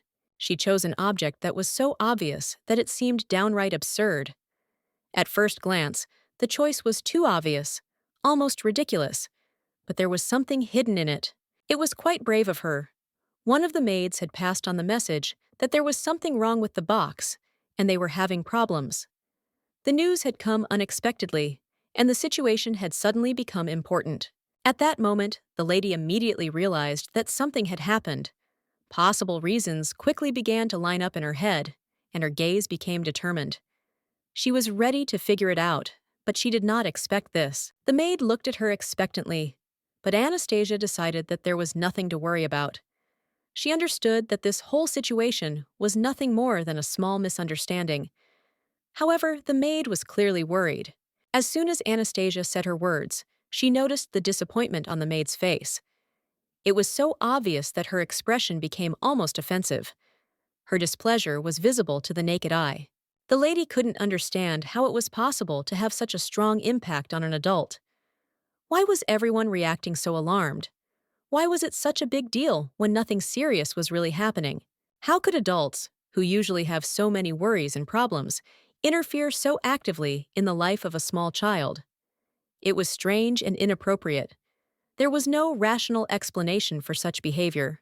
It would be understandable if it was simple maids, but the head maid was behaving completely unpredictably. This added even more headache. Anastasia could not understand why she was behaving so strangely. After all, this woman had nothing to do with Elliot for a long time. How could she treat him like that? There was no logic to her behavior, only strange mood swings and an uncontrollable hostility. Anastasia couldn't even imagine how much this could hurt a child. Everything that was happening was strange and unpleasant for her, and she didn't understand how such trifles could affect Elliot so much. When he learned that the nanny he trusted his entire life, and who had been with him since childhood, had acted so vilely, it struck him to the depths of his soul. He could not understand how this was possible. Anastasia couldn't believe what was happening. She didn't understand how it happened. Suddenly, the boy started calling her, which seemed to betray some kind of anxiety in his voice, but she couldn't figure out the reason for it.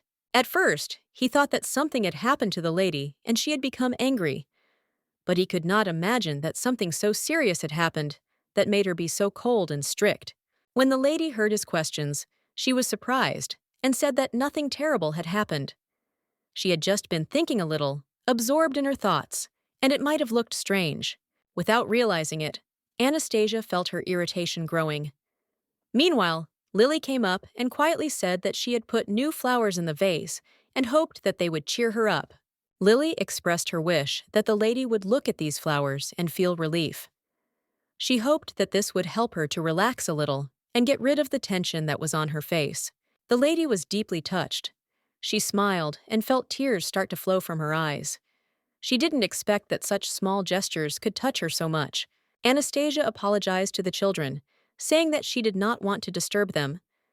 She thanked them for their concern and promised that everything would be fine, despite all the difficulties they had experienced.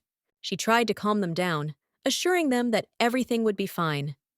There was tension in her voice, but she kept her emotions in check.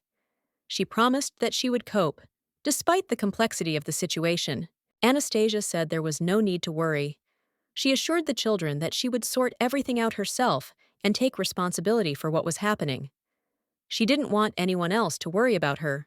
At this time, the maid returned, smiling happily at the sight of her mistress in a good mood. She was glad that everything was all right and felt relieved to see that the situation had finally stabilized.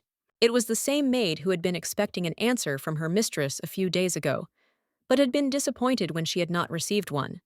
She decided that now that everything had calmed down, she needed to talk to her mistress. She approached the maid and informed her that the necklace that the mistress loved and cherished so much had disappeared. This was a real shock for her, but the mistress had long ago decided that she would deal with this issue herself and sort out the situation. Anastasia felt anxiety growing inside her. It had begun. She didn't know what to prepare for, but she felt that something was wrong. To clarify the situation, she asked the maid what had happened to her necklace. The maid, after a slight hesitation, replied that she did not know the details. She could only offer to take the mistress to the head maid. According to her, she knew more and could explain everything. Lilia was surprised to see them being led towards her room. She hadn't expected that the situation could be related to her. Her heart started beating faster. A premonition of something unpleasant did not leave her. The girl began to get nervous. There was something about all this that she didn't like. She couldn't understand why she would suddenly be accused of something, but her anxiety grew. The head maid greeted the mistress with obvious relief. She looked as if she had been waiting for her to appear for a long time. Her eyes showed confidence in her own rightness, which only increased the tension. Anastasia was not going to tolerate omissions. She firmly stated that she was waiting for an explanation. What had happened, and why was there such a fuss around her necklace? She did not tolerate confusion and demanded clarity. The maid reported that the necklace that was so precious to the mistress had been found in Lady Lilia's room that day. This was an obvious fact that put the girl at a great disadvantage. She even presented evidence to back up her words. The servants began to whisper, discussing how such a young person could be so shameless. It looked as if she had already been found guilty. Anastasia noticed that the maids were discussing the situation animatedly. Many mentioned that Meg simply wanted to help the girl. However, the general opinion was against Lilia, and this worried her. Everyone around her said that Lilia was only pretending not to understand what had happened. Her silence was seen as pretense, which only made her situation worse in the eyes of those around her. Anastasia found this behavior unacceptable. Lies and slander were unacceptable in her home.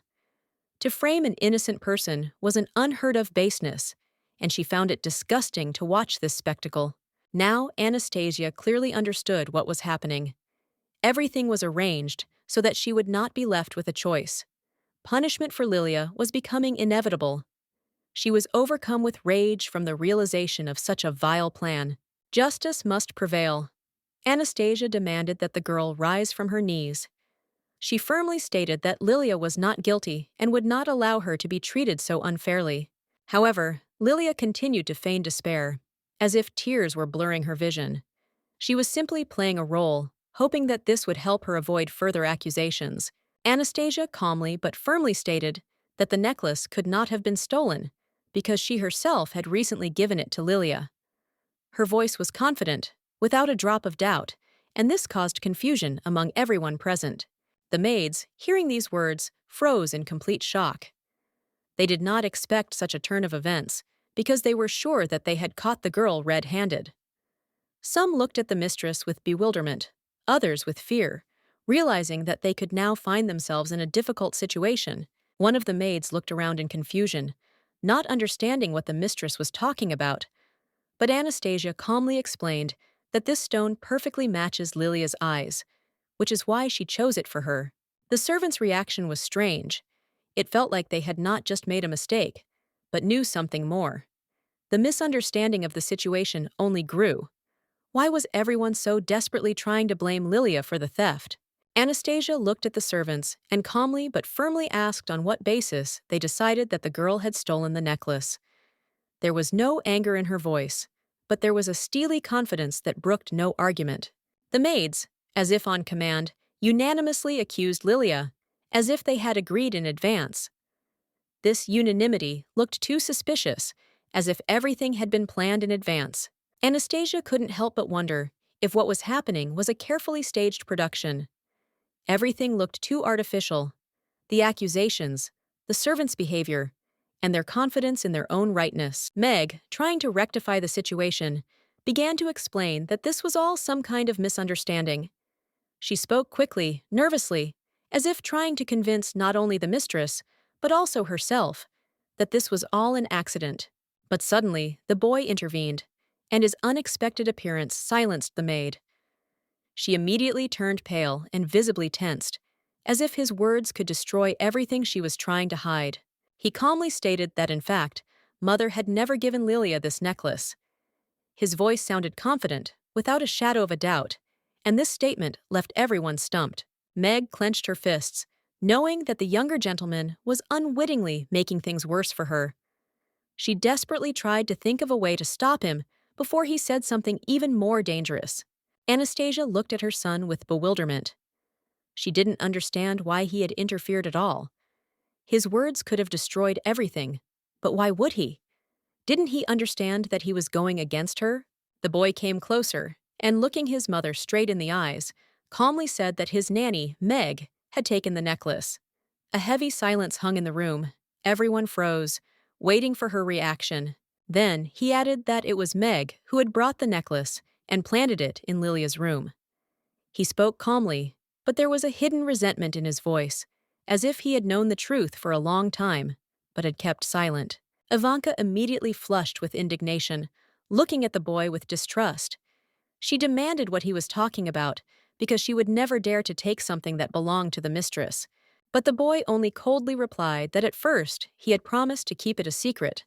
But now, seeing how unfairly Lilia was being accused, he could no longer remain silent. That day, he saw absolutely everything she did, and he couldn't just walk past it. It was important for him to know why she did it. So gathering his thoughts, he specifically asked her what she was doing in his mother's room. The woman froze when she heard his voice. At that moment, she felt fear pierce her heart. She couldn't believe that he had seen everything. It seemed impossible. Her breathing quickened, but she tried to remain calm. He noticed that he hadn't asked her too much about it then. He just didn't want to believe the worst. He really hoped that she would tell him everything herself. After all, if she was guilty, then maybe she had a reason. He thought it was enough to just wait. It was enough to give her a chance. He believed that sooner or later, she would say everything herself, without coercion. The main thing was to remain patient and hope for the best. Anastasia couldn't hide her relief when she realized that he wouldn't immediately demand an explanation. This was the most convenient option for her. She smiled to herself, happy about this turn of events. But he also noticed that instead of simply telling the truth, she had done something even worse. She had made another decision, one that was crueler and more unforgivable. And now he couldn't forget it. Meg, seeing his determination, looked at him pleadingly. She tried to convince him that he had misunderstood her, She had cared for him all this time, loved him as her own. Couldn't he see that? But the boy couldn't listen to it any longer. His patience snapped. Anger flared up inside him, and he firmly declared that he had had enough. This was all too much for him, and he wasn't going to take it in silence any longer. He started screaming uncontrollably. He didn't want to be disappointed anymore.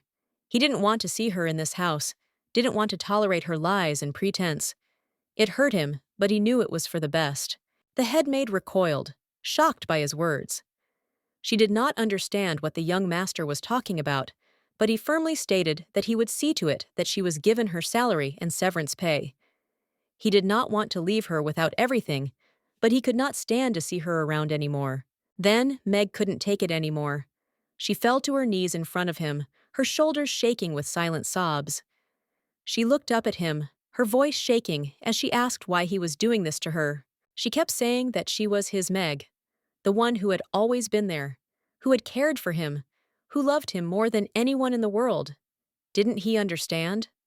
Was it possible to just erase everything that had happened between them? But the boy couldn't stand it any longer. He just lowered his eyes, avoiding her gaze. Then, slowly but decisively, he removed her hand from himself, showing that everything had already been decided for him. He looked at her carefully, remembering what he had told her before. She must not disappoint him even more.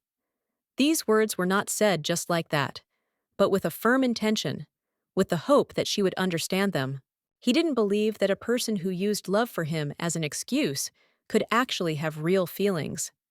Love shouldn't be a tool for manipulation, and if it was used for personal gain, then it was insincere. Anastasia did not hesitate to make a decision, and ordered that the headmaid, namely Meg, be escorted to the exit. She was not going to change her mind, and therefore the order was given confidently and without a shadow of a doubt.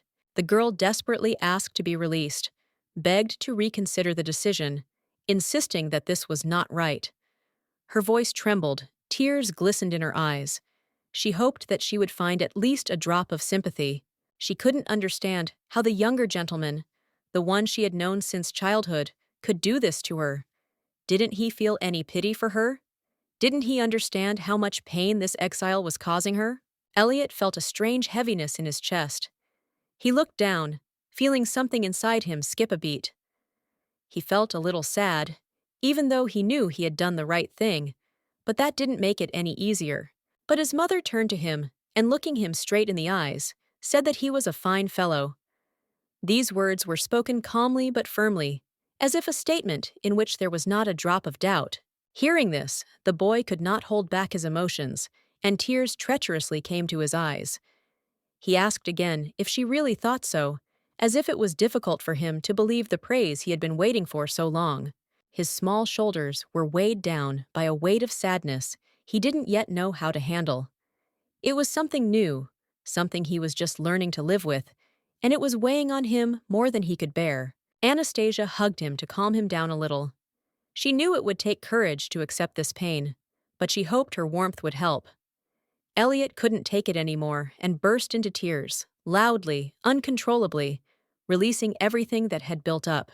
Elliot was crying, and Lilia just sat there, not saying a word.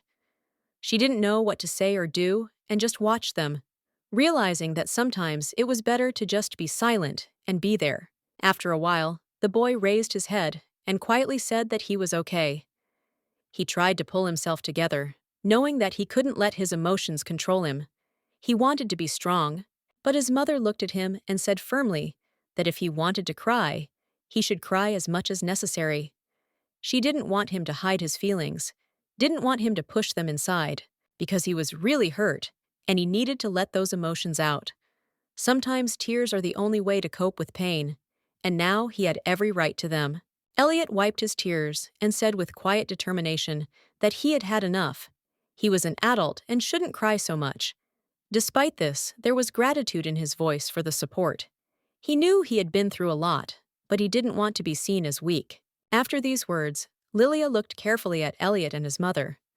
There was hesitation in her gaze, but she felt that she could not simply remain silent. She knew that she had to say what had long weighed on her soul. Taking a deep breath, the girl forced the words out, admitting her guilt. She said that she was very sorry, because all this happened because of her. Her face was pale, and her hands were shaking, as if she expected condemnation or anger in response to her words. These words made her cry herself, but before the tears had time to flow down her cheeks, Anastasia rushed to her, worried by such a confession. She gently grabbed her hands, and there was alarm in her voice. She could not understand what the girl was talking about at all. Lily, sobbing, explained that she had once become hateful to those around her through her behavior, and if that had not happened, then perhaps all these events would not have happened either. There was genuine sadness in her voice, mixed with the feeling of guilt that she carried within herself. But Anastasia couldn't accept such words. She didn't understand why the girl blamed herself, because before her stood a kind, pure heart that could not harm anyone. Her mother's heart was squeezed with pain, seeing how deeply Lilia was suffering. In her rage, Anastasia remembered Meg, and even wanted to call her again to hit her with a stick for all the evil she had done to Lilia. Her voice was firm when she said that the girl was not to blame. Everything that had happened was the result of the cruelty of others, but not her actions. Lilia shook her head and tearfully admitted that despite everything, the people of the duchy continued to hate her. She was sure that if she had not been here, none of this would have happened, and many would have been better off. At that moment, the maid entered the room. She heard the girl's last words and immediately intervened, firmly stating that this was not true. Lily was wrong because there were many people who liked her, and her presence was important to many. Jane smiled warmly, saying that, for example, she liked Mrs. Lily very much. Anastasia immediately felt relieved, because the maid's words were an exact answer to the girl's fears. She was grateful to Jane for such support. The maid added that Lily was not only kind, but also incredibly brave and fair. Not everyone could endure so many trials and still retain the light within. Jane looked at her with admiration, and there was not a drop of flattery in her words. However, Lilia shook her head, looking down. She quietly replied that she did not feel brave or fair at all.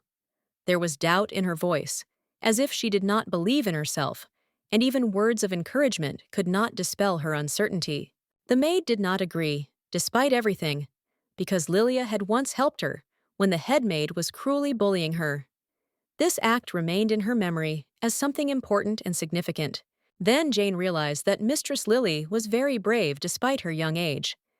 She was not afraid to stand up for the maid even before the younger master came.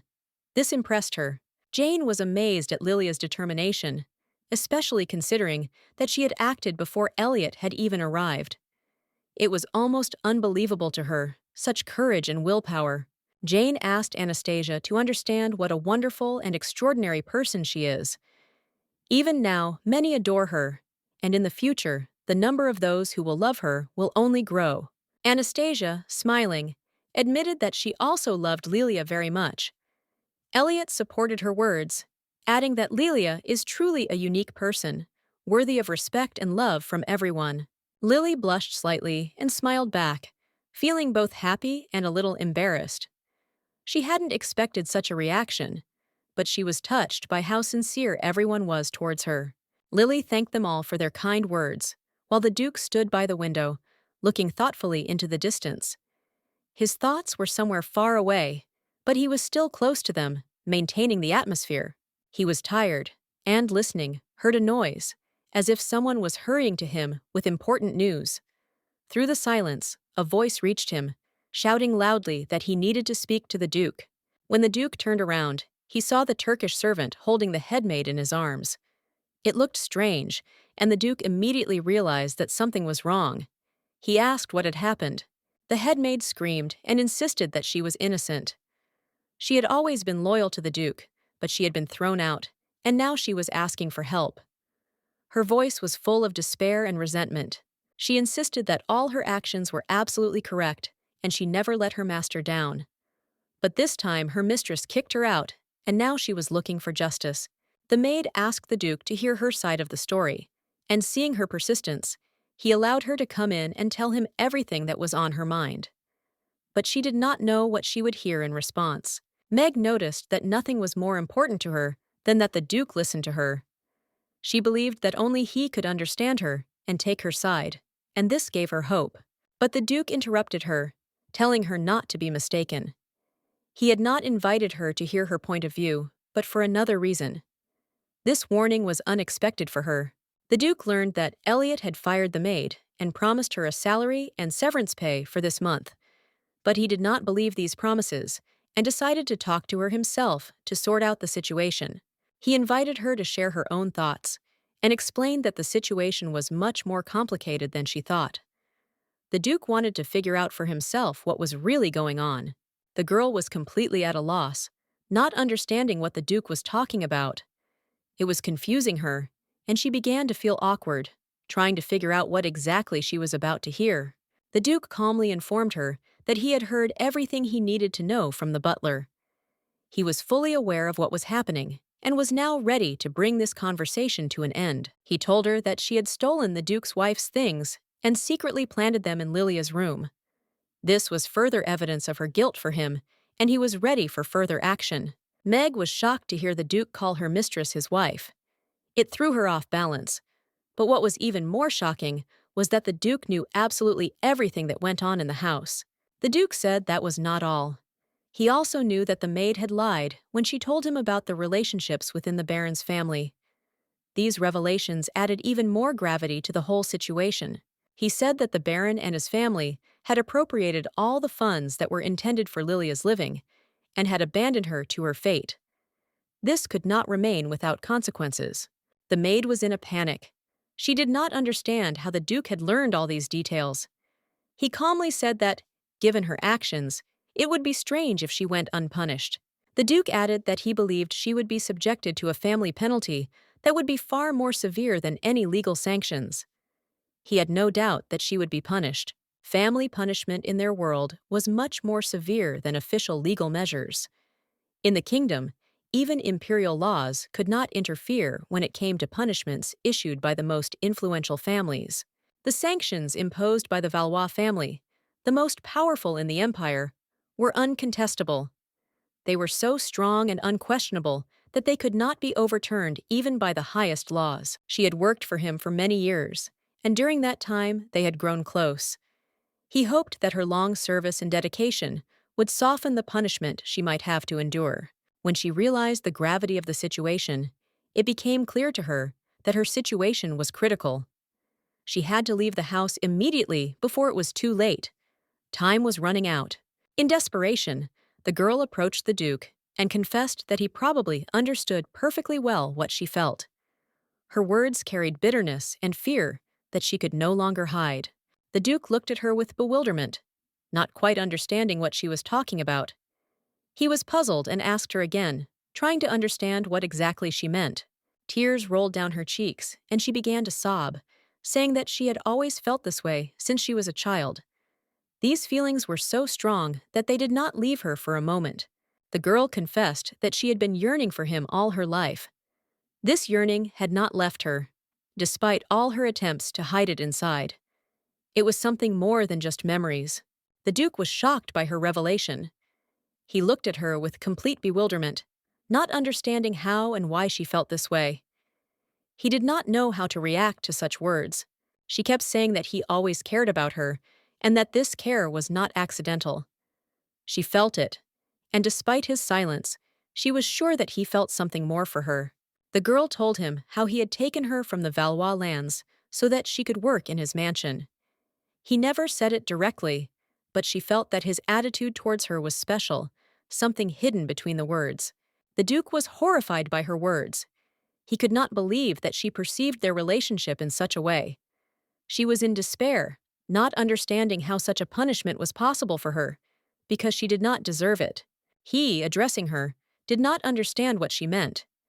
He said that all this was nonsense and did not know how to explain her misunderstanding. She tried to convey that perhaps this was all a misunderstanding, but she could not feel otherwise. The Duke brought her to his mansion solely at the request of her father, who was a butler. The father insisted that if the girl was with him, she would be able to arrange her life and find a more advantageous match. He couldn't understand why she kept complaining so much.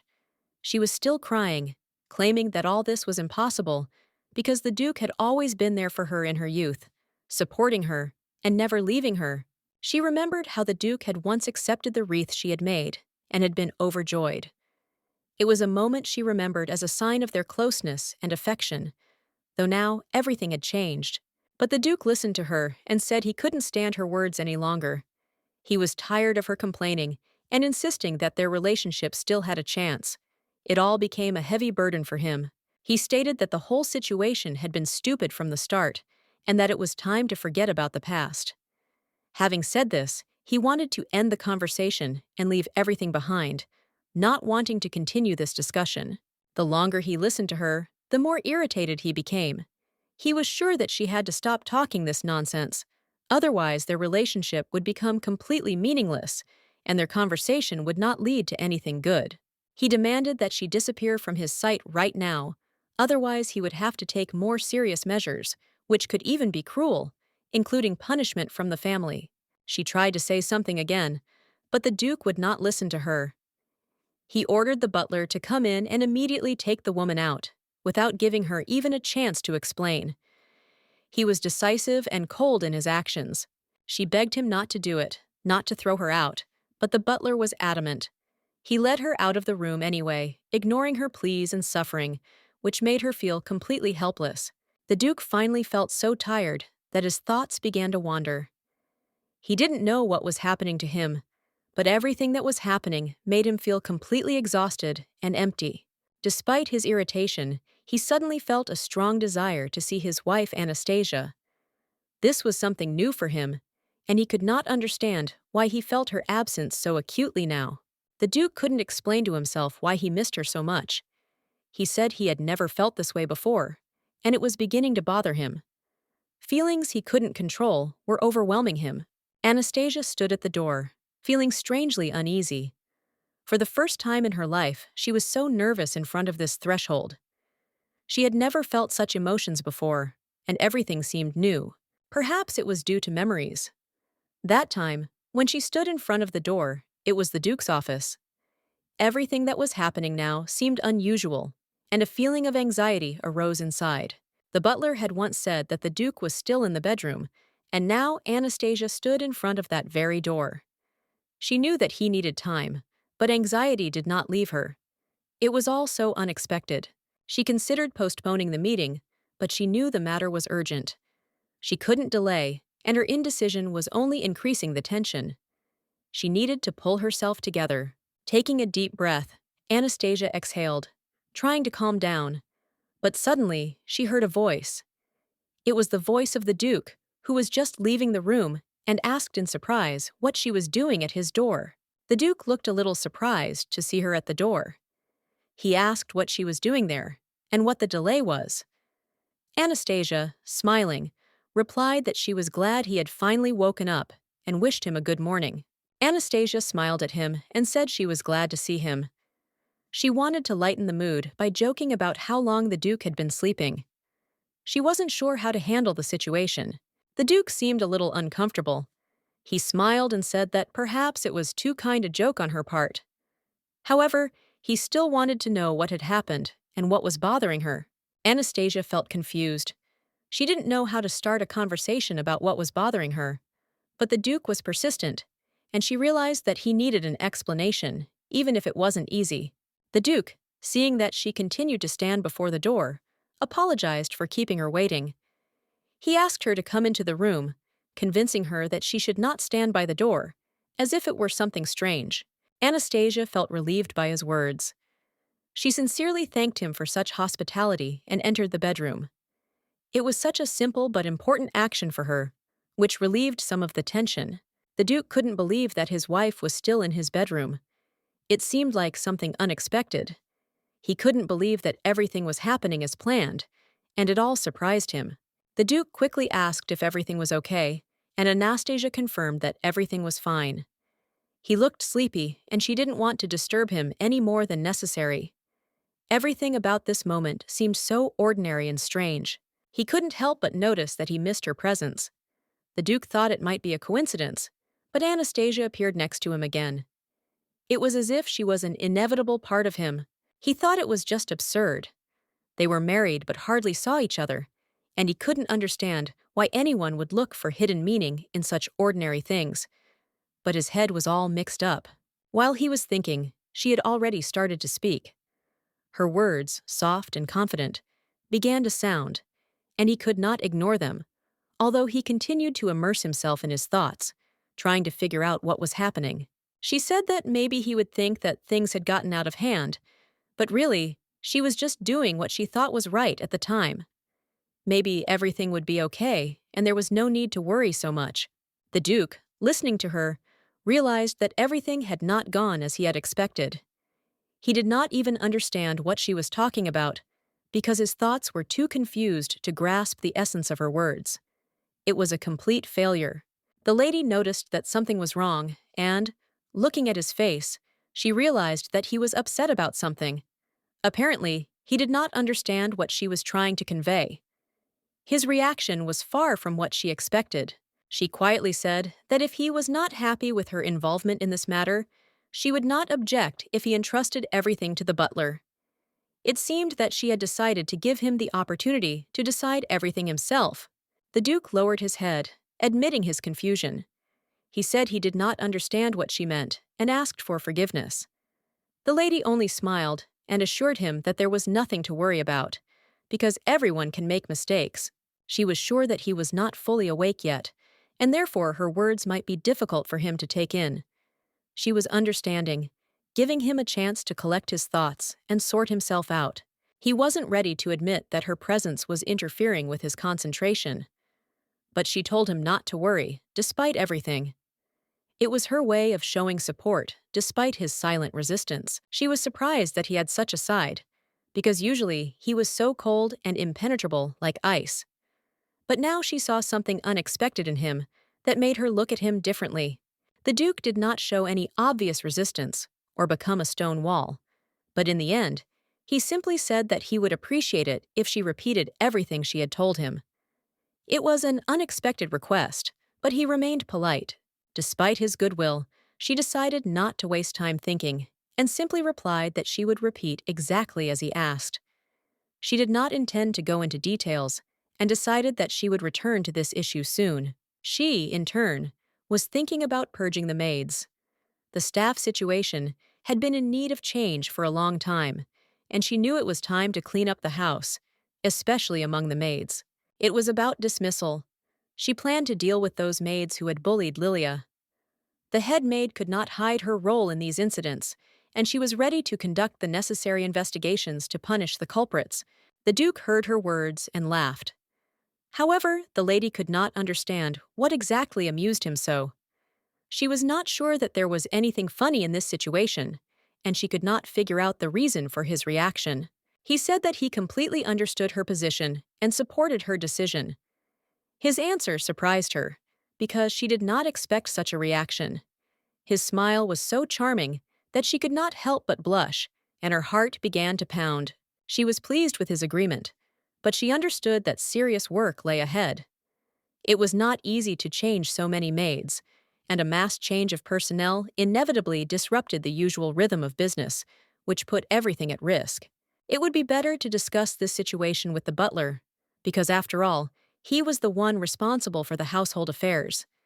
She knew that this would be the most sensible decision. She quickly realized that he seemed to have made his decision on the assumption that she had not been involved in the running of the household all this time. He might have thought that she would not understand his point of view, but she was asking permission to explain herself. She was not so frivolous as to first add unnecessary worries to everyone, and then stand aside and not care about what was happening. That would be unworthy of her position. The Duke looked at her carefully and seemed not to believe his ears. He wondered if she really wanted to say this. It was so unexpected that he did not know how to react. She confirmed that, although it was a little late, she would now assume the duties of the mistress of the estate. She felt that the time had come to take charge. As befits a duchess, she expressed the hope that he would not object to her decision. The Duke, of course, was shocked by her determination, but deep down, he was not against this step. He thought it was too sudden, and there were doubts that things might not work out as she hoped. However, she certainly understood his mistrust, and assured him that she could handle it. He, of course, tried to convince her that it was not that simple, but she insisted that if he really didn't mind, she would like him to smile at her the way he had just recently. The Duke was very surprised by her words and looked at her with obvious bewilderment. She replied that in that case, she would try to work even harder and better to justify his trust. They say that the smile of a man you find attractive is the best reward.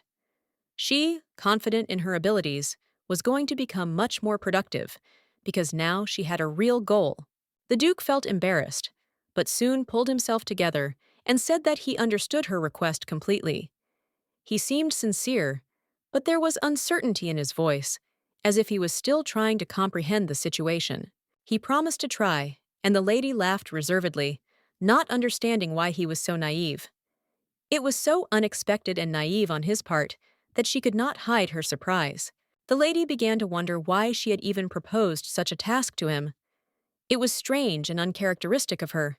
It made her feel slightly awkward and even blush a little. She couldn't understand why she had taken on this burden, because it was her decision. The butler was completely shocked when he heard about it. His surprise was genuine, as if he hadn't expected it from her. He couldn't understand why she was thanking God for volunteering to do this. After all, it was her own desire, and it wasn't entirely clear how he could appreciate it. The Duke handed her a report on the estate's budget, including all the income from the duchy's lands and surrounding areas. It was a detailed and impressive document for her to work with. He carefully handed her all these papers and said that she was his savior. There was gratitude in his words, and he wished her luck, hoping that she would cope with this difficult task. Now that all this work was finished, he hoped that he would finally be able to sleep for more than 5 hours. The Duke's work schedule was too busy, and he had not known what a full rest was for a long time. However, at this point, the lady was already feeling very tired. There was too much work, especially in terms of paperwork, and she knew that she had a long night at the table ahead of her. But what's done is done. She decided it was time to get used to this kind of work. There was no point in refusing, and she just needed to learn to cope with the workload, even if it was difficult. She took the first step and decided to start with the budget. In the documents, she found a lot of expenses that surprised her.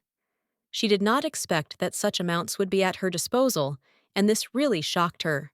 When she found herself in front of the figures, she realized that more than half of the expenses were spent on the Marquise of Saxe. This was her home, and this surprised her greatly.